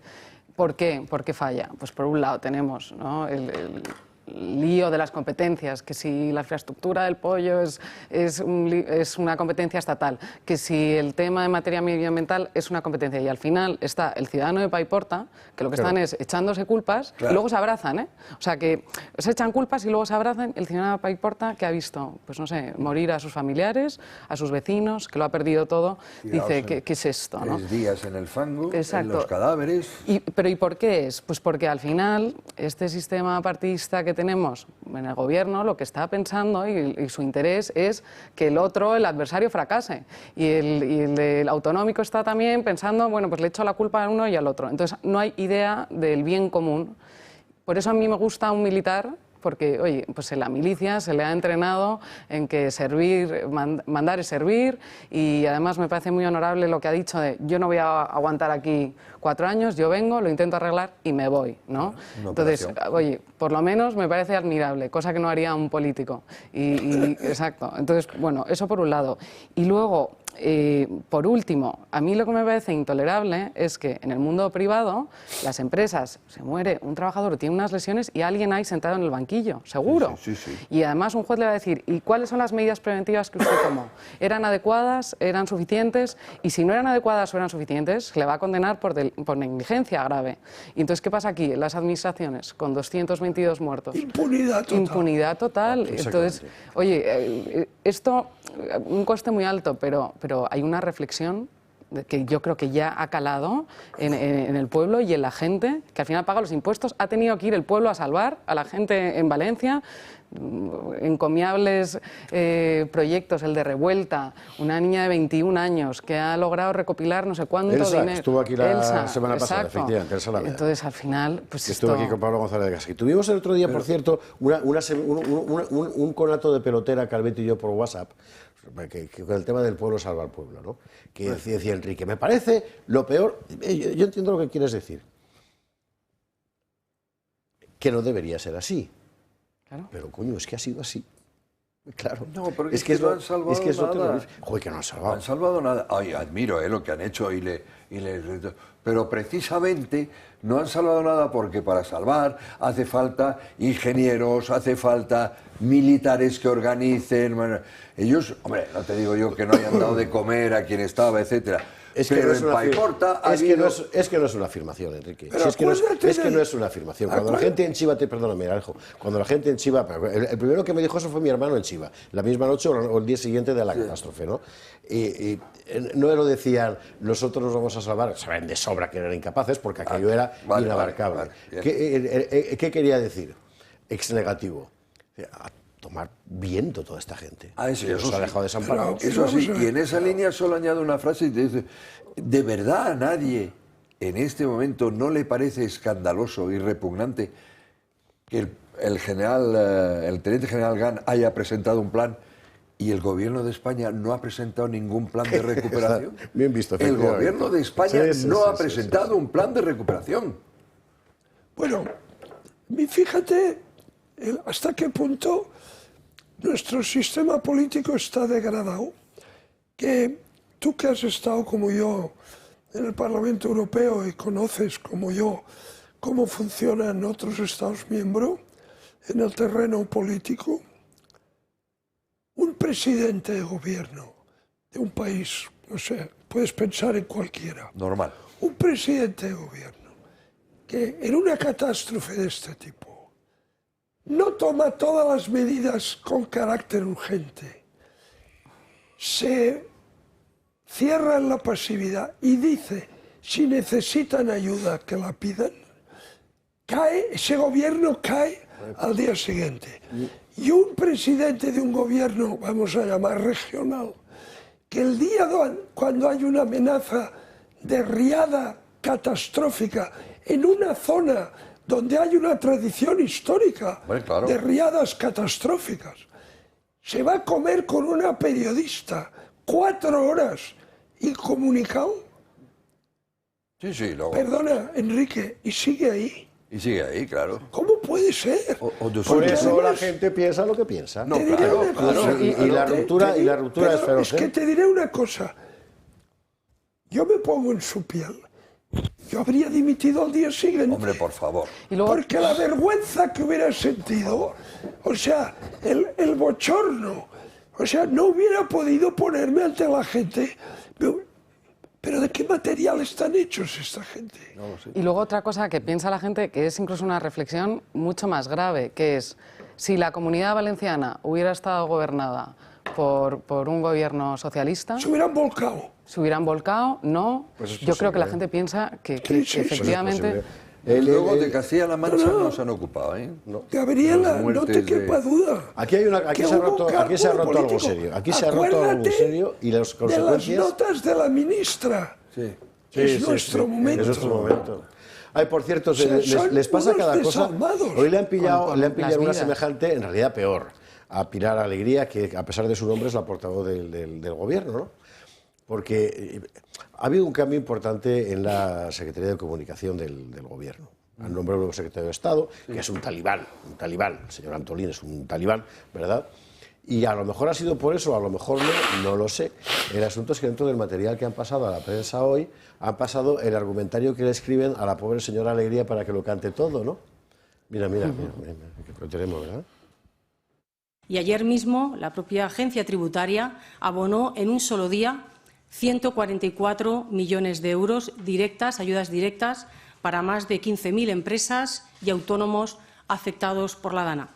Es decir, se han pagado... La hilaridad del asunto reside, como decía el clásico, en que todos los periodistas tenían ya ese papel antes, porque por error se lo habían mandado, es el que le mandan allá para que sepan lo que tiene que decir, porque no tienen ni idea de nada más. Escuchamos. ¿Le parece una proeza? 144 millones en un día. Vamos a escuchar a la... Y ayer mismo la propia agencia tributaria abonó en un solo día 144 millones de euros directas, ayudas directas, para más de 15.000 empresas y autónomos afectados por la DANA.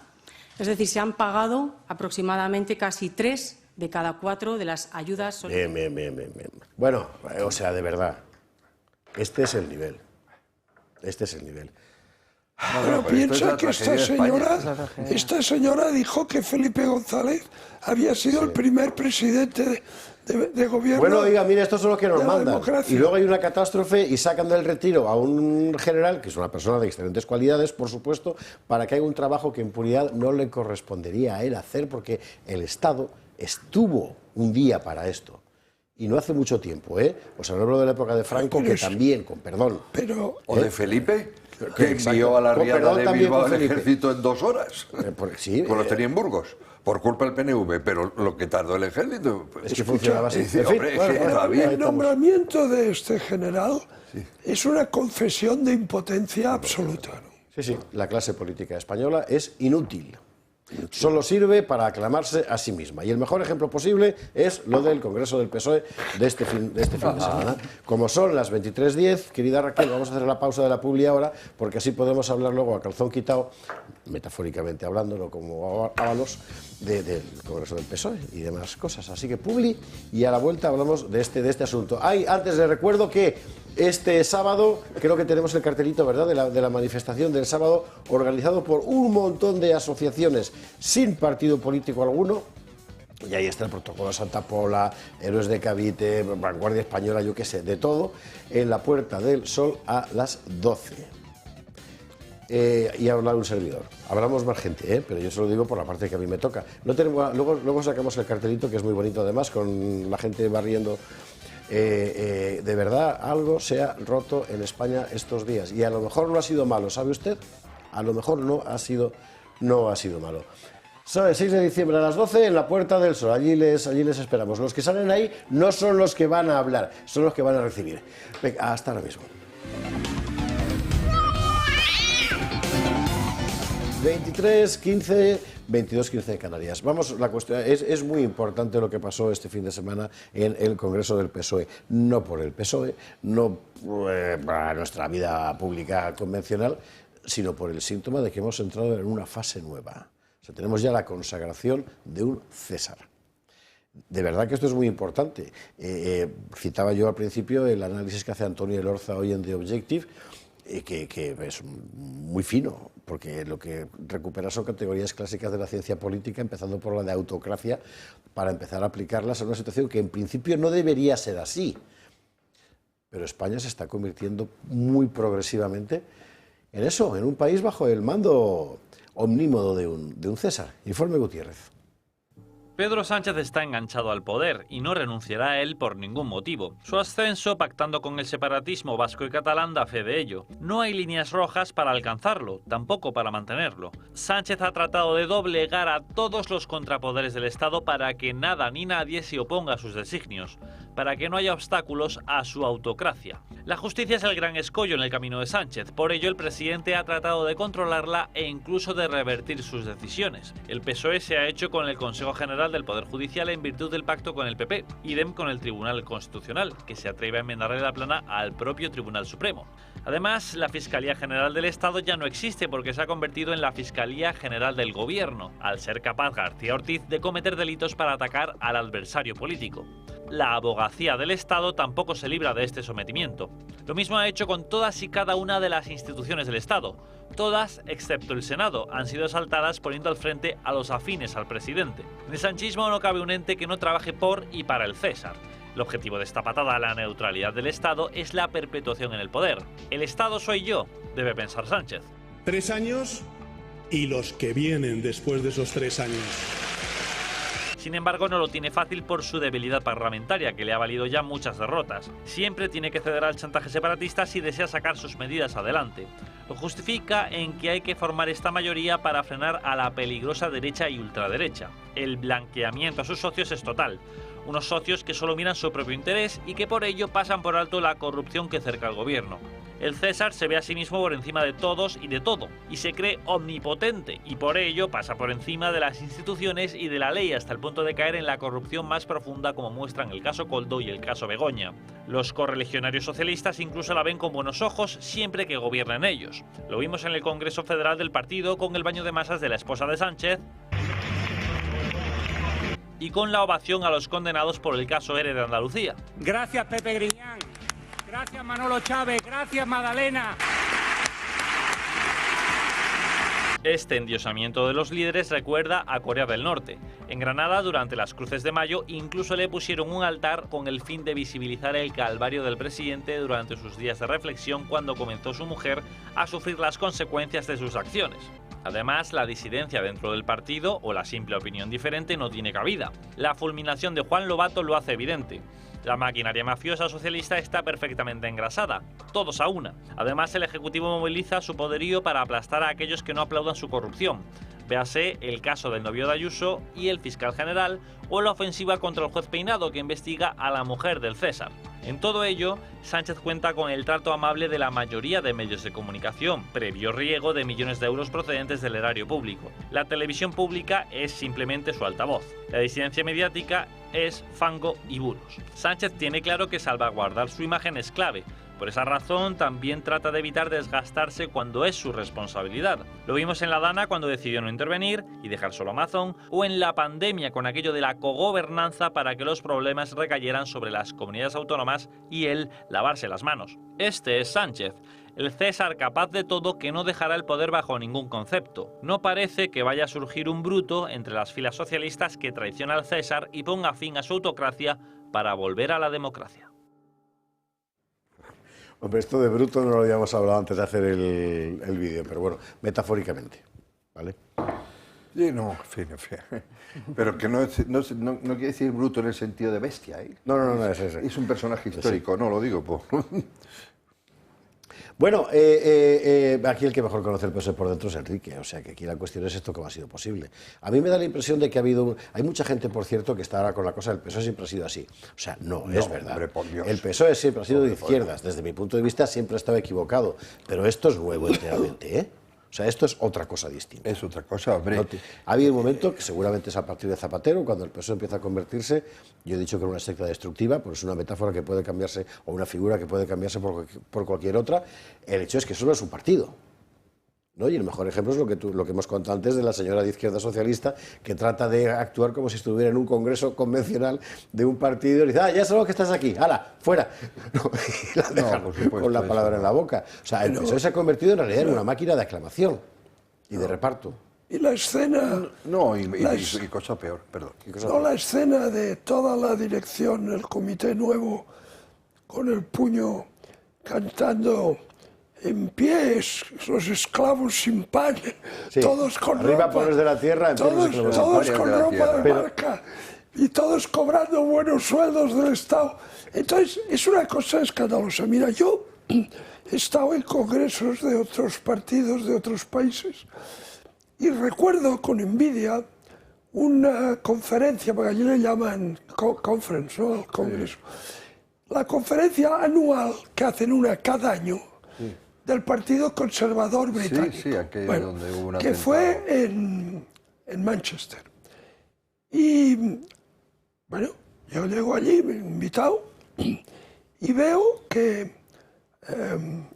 hay sesiones plenarias donde habla desde el primer ministro, en aquel momento primera ministra, y los principales líderes, y los discursos, unos discursos que eran fundamentalmente de contenido, de programa, de sustancia, nada de gilipolleces. Ya, pero, O sea, ¿en qué año, Alejo? Eso fue hace 10 años. Claro, es que ahora el Escucha, Partido Conservador Británico... Y después había toda una serie de salas con reuniones paralelas donde comparecían los ministros y los diputados y los militantes les crujían a preguntas, a críticas, incluso a descalificaciones, y los otros aguantando allí.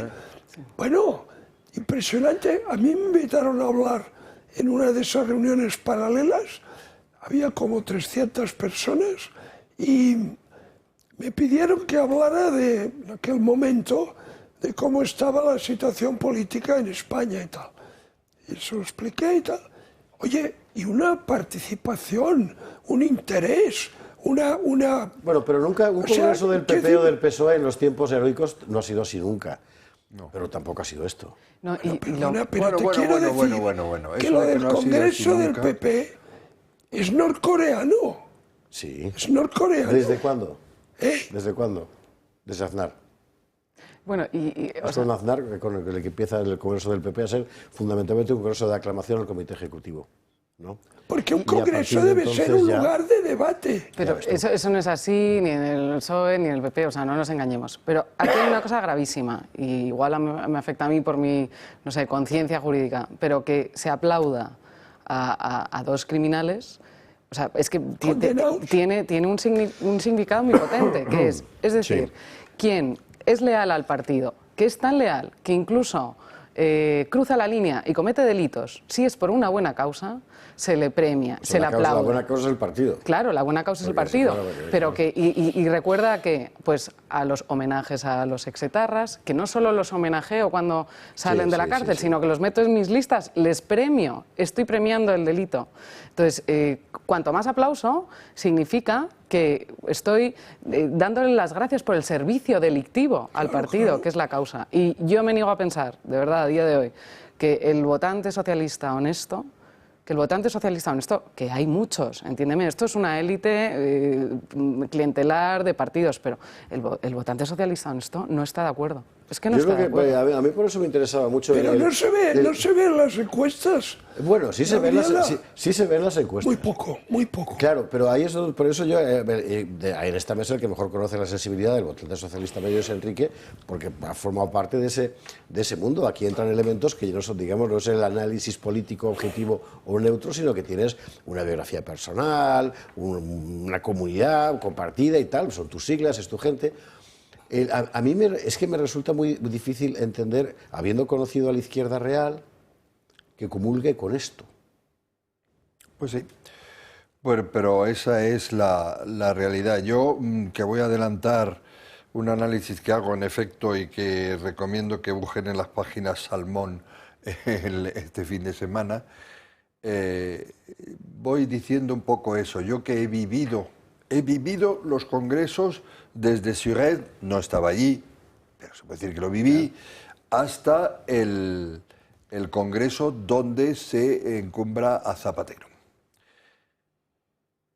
Y en esos congresos, no puedo decir, vamos, se hablaba de política, se tenía como preocupación la democracia española y España. Y se hablaba, y había sentido. Fueron congresos donde se debatieron cosas tan importantes como abandonar el marxismo. Fueron congresos donde Nicolás Redondo se subió a decir no voy a dar un cheque en blanco a este gobierno. Fueron congresos donde se debatía la OTAN y pertenencia a la OTAN. Fueran las que fueran las conclusiones, estuvieran, pero donde se debatía, y daba mucho gusto oír hablar a Julián Campo, a Enrique Barón, Joaquín Leguina, en fin, era congreso donde se hablaba de política, de estructura y de cómo consolidar una democracia, como, pues, desde un punto de vista que yo diría más bien socialdemócrata, y eso es lo que tiene que ser un congreso, no un ombligo hacia el partido. Desde Zapatero yo ya no los vivo, pero claro los estudio y los observo. Es un desastre, es un desastre. El nivel de desaparece izquierda socialista, por ejemplo, que también discutían en esos congresos, ya lo creo que discutían, Manolo de la Rocha, Santos Bases, etc. Bueno, había gente como Semprún, ¿no? A ver si me explico, ¿no? Y a partir de ahí se convierte en solo digamos, un aparato institucional de apoyo al poder que termina siendo de apoyo al líder. Eso es muy triste. De un congreso no tiene por qué salir una empresa pública.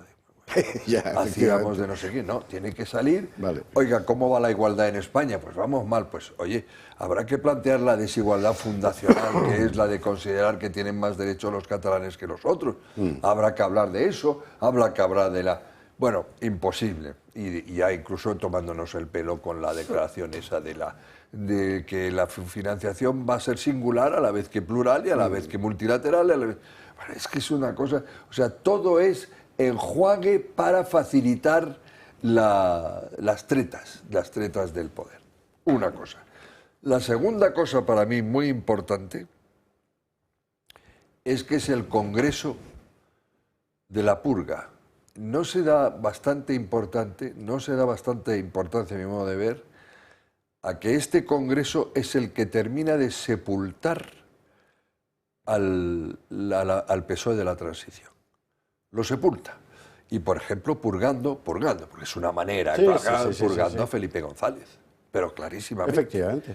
Purgando a Felipe González y eso. Ha salido de la Manolo Chávez, pues Manolo Chávez, que es un nombre de Felipe González, por Dios, pero vamos, además yo he pasado 24 horas juntas, semana entera, trabajando en la Comisión Ejecutiva Confederal de UGT y tal, y Manolo Chávez ahora depende de que le ayude el gobierno. Entonces, ¿qué va a hacer ahí? Pero eso es muy importante. O sea, la muerte activa, porque lo que empieza Zapatero es la destrucción de ese PSOE. Ahora ya está absolutamente enterrado. La muerte activa de ese PSOE, a mi modo de ver, claro, yo, a diferencia de don Alejo, yo creo que España no se levanta si no es con una fuerte alternativa posible, de lo que se llama la socialdemocracia, o lo que se llama el socialliberalismo, el centro-izquierda. Bueno, pues eso ha sido absolutamente desterrado en España. España ahora mismo no tiene una alternativa de izquierda patriótica y democrática. Es muy interesante. Y eso para mí es muy grave. El hecho de que el que ha aparecido como yo os doy el relevo ha sido Zapatero. Ha sido Zapatero, es decir... Con lo cual es terrorífico. Exacto, porque, claro, el nuevo fundador del PSOE es Zapatero. Eso lo voy a escribir, lo estoy escribiendo. Bueno, perdona. Eso es terrorífico, ¿eh? Y te diré una cosa. Pero estás de acuerdo. Zapatero le estamos pagando un sueldo, sí, claro, una oficina, una secretaría, sí, claro, un coche oficial, una protección. Hombre. Eso estamos pagando. ¿Y sabes qué hace él? Pues trampear en Venezuela. Lacayo de un narcodictador. Claro. Asesino y criminal. O sea, vamos a ver, un expresidente de gobierno que le limpia las botas a un ser repugnante como Maduro. ¿Es que se puede contemplar mayor nivel de degradación? Sí. Sí, puede. Sí, se puede. Sí, se puede. Vamos, por favor, Raquel, tema número... Te lo voy a enseñar. Está conectado, ¿eh? Tema número 8, es que, claro, me lo han puesto a huevo. Usted sabe que pillaron al ex embajador de tipos de Zapatero de España en Caracas, el señor Morodo, ¿verdad?, metido hasta aquí en un lío de dinero descomunal con PDVSA, de lo que es el gran expolio de la petrolera venezolana, la petrolera estatal venezolana. Había un montón de millones en juego y desaparecidos muchos de ellos. La cosa afectaba a Morodo, afectaba a su esposa, afectaba a su hijo. Y evidentemente afectaba al gobierno de España, claro, porque era bastante, ¿cómo decir?, imposible creer que todo aquello hubiera ocurrido solo porque a Morodo en la embajada de Caracas un día, pues allí con el sombrero Panamá y el ventilador y tal, fumándose un puro, se le ocurrió. Bueno, mire usted por dónde llegó a un acuerdo con la Fiscalía. ¿Y de quién depende la Fiscalía? Pues eso. Y el resultado es asombroso, es este que vamos a ver usted en el titular. Por cobrar servicios irreales, la pena es de que eso han sido 8 meses de cárcel, si no me equivoco. Exacto. Es decir, que no va a entrar en la cárcel ninguno.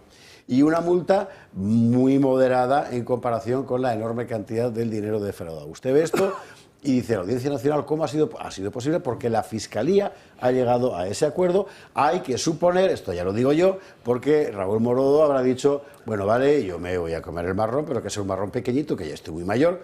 Y si no, yo canto.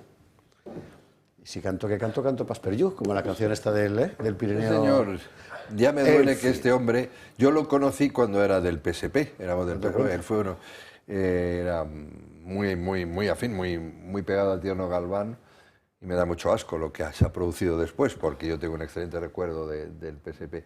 Pero evidentemente la actitud del gobierno de España en esto de Venezuela y PDVSA es francamente repugnante. Pero es que ahora todos en el ajo, hombre. Pero es que, claro, ¿no? claro, y ahora todos. Y ahora retoma el efecto Morodo.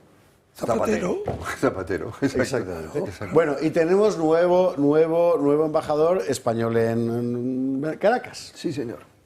Que es el ex jefe de gabinete de Urtasun, el señor Albacete. Se llama Albacete, Álvaro Albacete. Diplomático de carrera, sí, ciertamente, pero que venía del tiempo de Zapatero también. Bueno, diplomático, hay que saber que diplomático de carrera es Urtasun.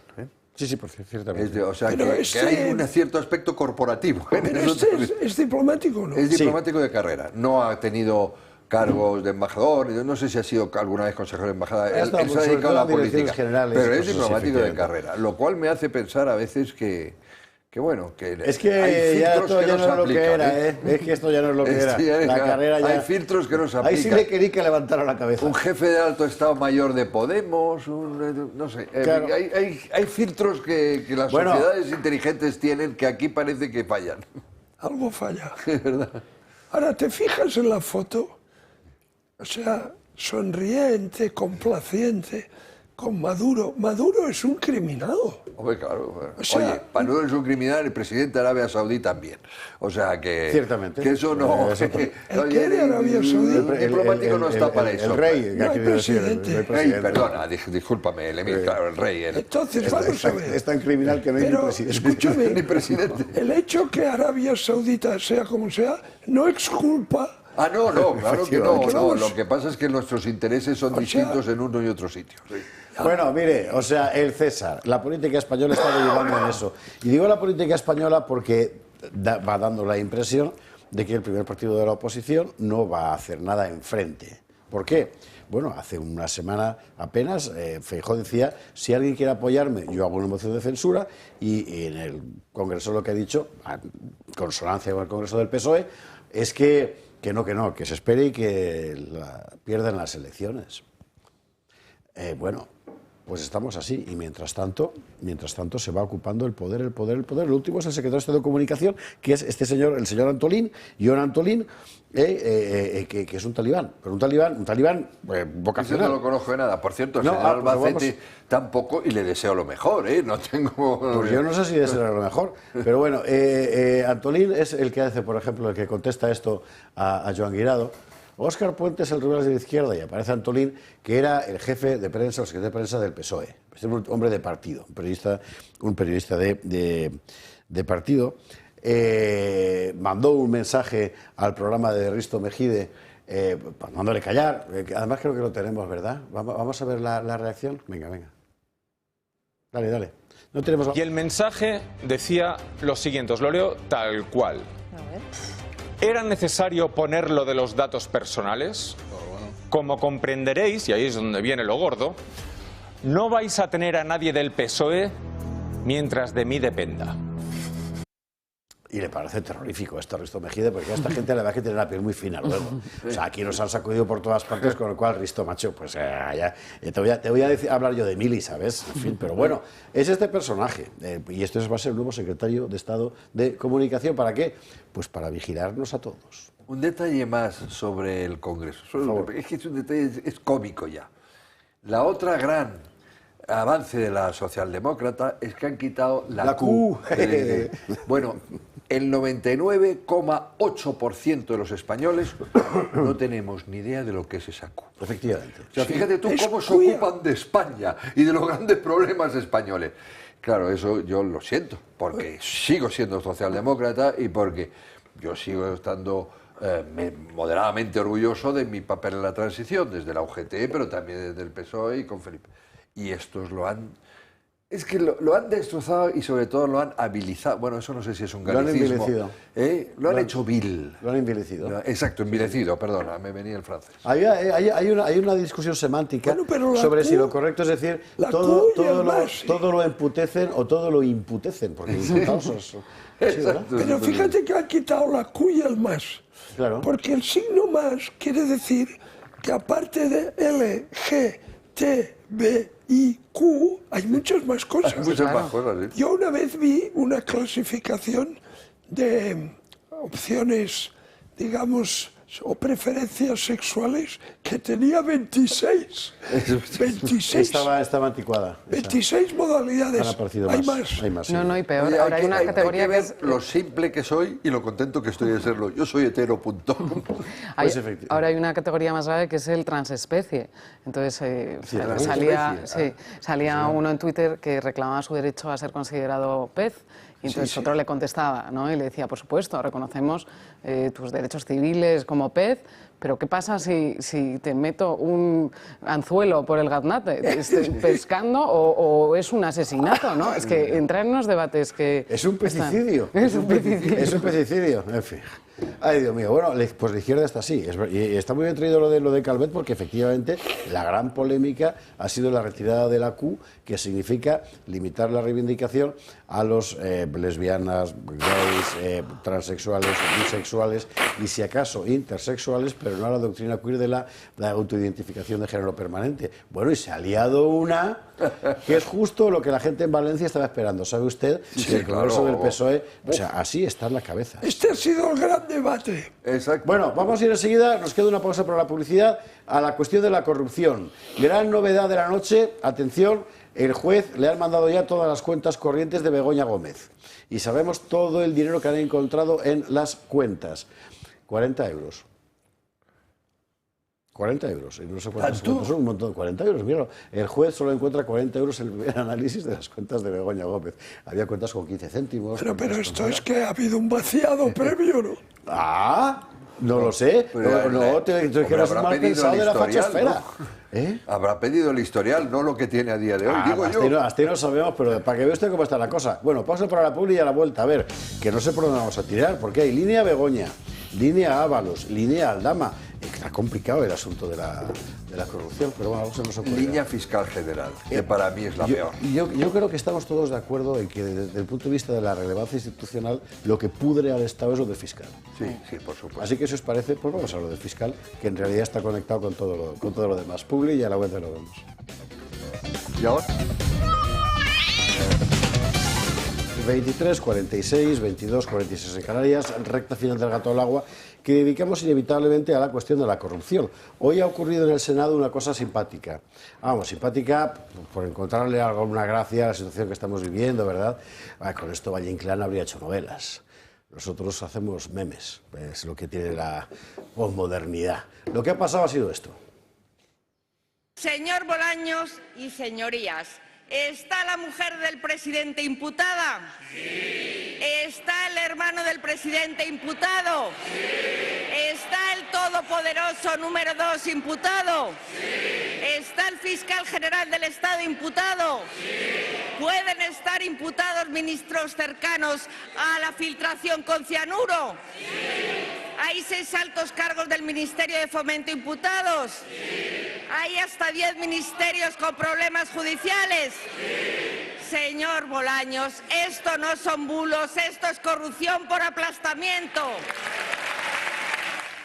Y luego Bolaños salía, se reía mucho y soltaba otro monólogo del Club de la Comedia. Bueno, este es el planteamiento de todo esto que estamos descubriendo, que poco a poco vamos sacando hilos aquí y allá. Cuantos más hilos sacamos es peor, porque se te enreda en una mano y ya no sabe uno dónde está. Hay algo que pudre enteramente el sistema, que es el hecho de que la institución responsable en el Estado de mantener la vigencia del Estado de Derecho, porque la Fiscalía General del Estado tiene esa función, esté con su titular imputado por el Tribunal Supremo. O sea, es una cosa que ni siquiera estaba prevista, con lo cual el Supremo dice, no, nosotros no podemos decir nada porque es que realmente no tenemos con qué. Bueno, claro, porque la gente de derecho es así, perdóname Gabriela, pero es una cosa un poco... Como no está en el código, pues no puedo saber, no estaba previsto que el fiscal general del Estado matara a una anciana. Bueno, en fin, bueno, mire, eso sí que estaba previsto. Eso sí. Eso sí. Ahora, ¿cómo estamos? Pues ahora por donde vamos, después de que en este Congreso del PSOE viéramos que todo el intento de la maquinaria gubernamental era poner el acento en que Ayuso vive en un piso que estaba pagado con fondos de no sé cuántos. El novio de Ayuso tiene lo suyo. Aquí el problema es el fiscal, claro, que ha violado estrepitosamente los derechos de todos los ciudadanos al filtrar la información sobre uno, de cualquiera de nosotros, ¿no? Ahora lo siguiente es la llamada a declarar de los testigos, empezando por Miguel Ángel Rodríguez, claro. Bueno, vemos un breve vídeo sobre la cuestión y comentamos. Él está tranquilo. Miguel Ángel Rodríguez dice que aún no ha recibido la citación del magistrado del Supremo, pero que en todo caso irá a declarar. Cuando sepa lo que me van a preguntar podré responder, pero ahora me parece todo precipitado. ¿Filtró usted el correo de la Fiscalía? El jefe del gabinete de Isabel Díaz Ayuso ha sido uno de los señalados por el Partido Socialista en la causa abierta contra el fiscal general del Estado, Álvaro García Ortiz, en relación a la filtración de los datos de un particular, en este caso el novio de Ayuso.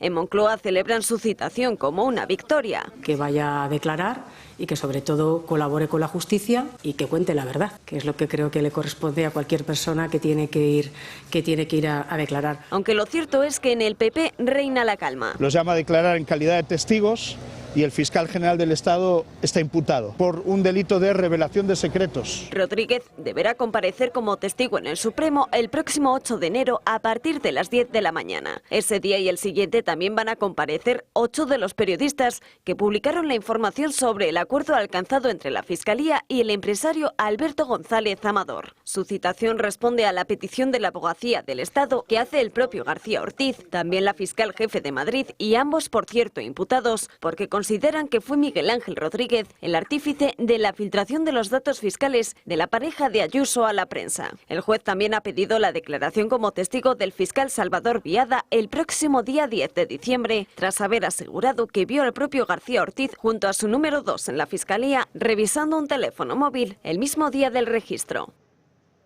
Y yo querría insistir en esto sobre todo porque es lo que realmente da la medida de lo bajo que hemos caído.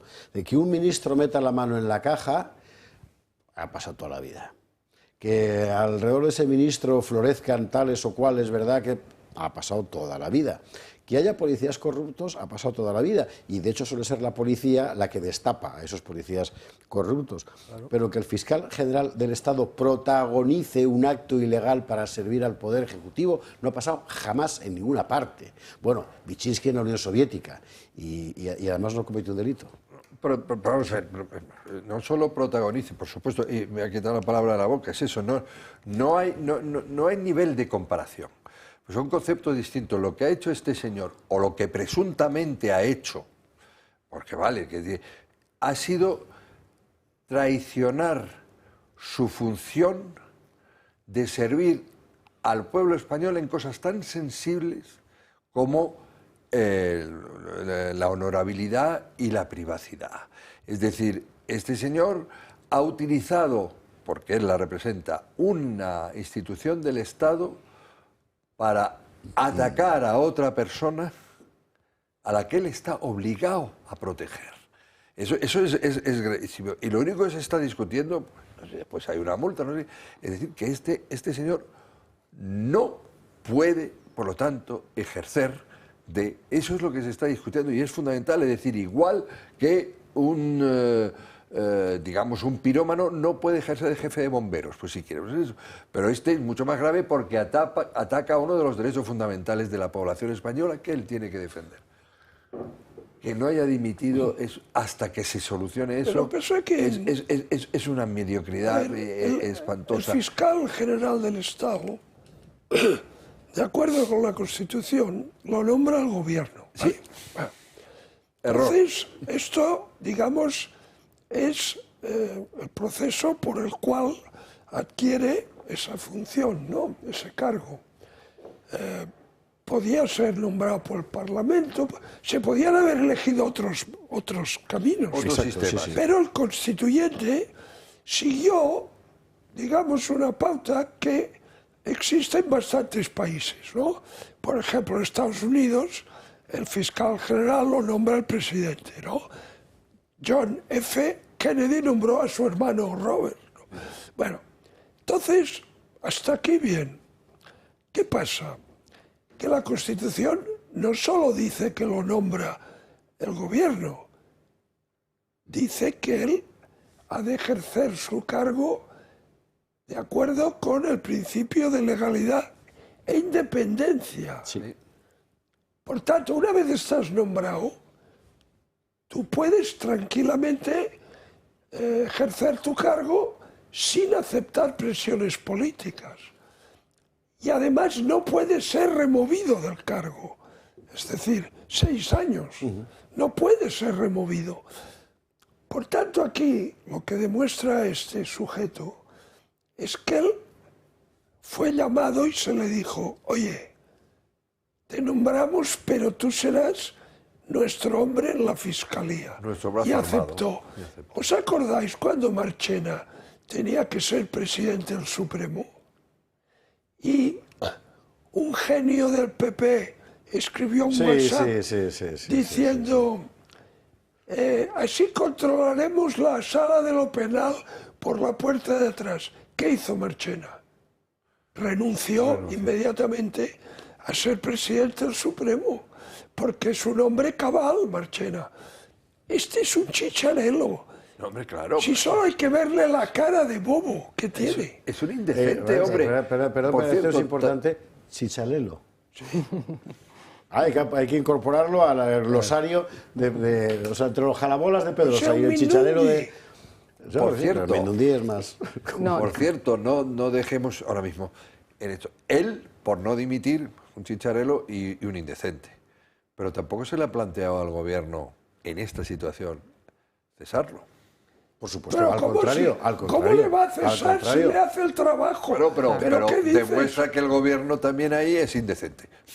Claro. Sí, no, y demuestra que de alguna manera la Constitución pues no ha previsto, efectivamente, tenía que haber previsto que si es el gobierno quien lo va a nombrar, pues puede haber un riesgo. Entonces tú dices, bueno, lo nombra el gobierno, perfecto, pero articulo una serie de mecanismos de control para que estas situaciones no se den, que es lo que hace un buen abogado, ponerse en el peor de los escenarios, el que nunca va a pasar, y dar una solución.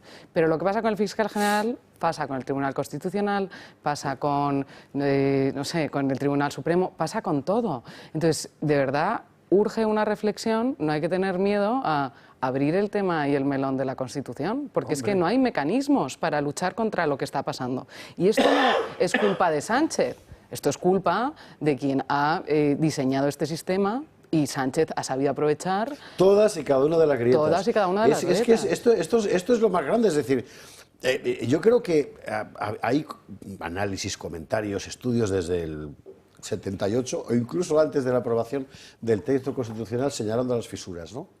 Pero lo que nadie había planteado era la posibilidad de que alguien desde dentro del propio sistema utilizara todas y cada una de esas fisuras para volar el sistema que en principio él le sostiene. El 6 de diciembre es el aniversario 46º de la aprobación de la Constitución del 78. La Constitución del 78 tiene muchas vías de agua, muchas grietas, muchas inconsistencias, porque fue fruto de un pacto entre gente muy diversa y allí al final se hizo un enjuague que tiene cosas, por ejemplo, hay dos cosas de la Constitución que son defectos estructurales profundos. Uno, la Constitución diseña un modelo territorial infumable. Y dos, la Constitución conduce a la partitocracia. Entonces, estos dos elementos tendrían que ser corregidos.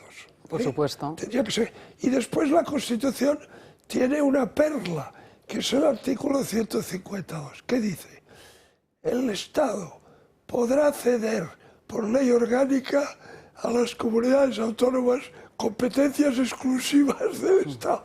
Pero si son exclusivas, o sea, ¿me entiendes? ¿No? Pero bueno, que hay un ataque absoluto. Este es el mayor ataque a la división de poderes, que yo echo de menos en falta, no sé, algunas voces en Europa, ¿no? O sea, si Europa también, oye, quiere crear un proyecto de democracias, pues este es el ataque más frontal a la democracia que hemos vivido, sin duda, el más grave. Y los propios fiscales, los propios jueces, que, oye, independientemente del partido político, de la ideología, en ellos va también, se están jugando su profesión y su honestidad. No entiendo cómo los dejamos como último reducto de nos salvarán los jueces, nos salvarán, pero tampoco tienen herramientas. De hecho, quien instruye la causa del fiscal general de Estado es su segunda. O sea, es una señora que se llama Ángeles Sánchez Conde. Y entonces da igual, en algún momento del procedimiento levantará la mano y declarará que se le ha vulnerado su derecho a la tutela judicial efectiva. Y eso acabará en el Tribunal Constitucional, que es Conde Pumpido. Si han cerrado todo, han cerrado todo. Por eso tanta gente piensa que la jugada maestra en la que está pensando Sánchez es efectivamente ser imputado para que haya que pedir un suplicatorio, para que tenga que ser el Supremo quien lo dé, en la convicción de que el Supremo no se atreverá. Pero bueno, veremos, señores. 20 segundos. Don Enrique Calvet, don Alejo Vidal Cuadras, Gabriela Camullas, muchísimas gracias por estar aquí esta noche con nosotros. A partir de cada vez que pueda, estará con nosotros acompañándonos. Gracias mil, de verdad. Y ustedes a descansar, que mañana a ver si aparece el dinero de las cuentas de Begoña, que ha desaparecido. Igual le han hecho un hackeo de esos. Bueno, adiós.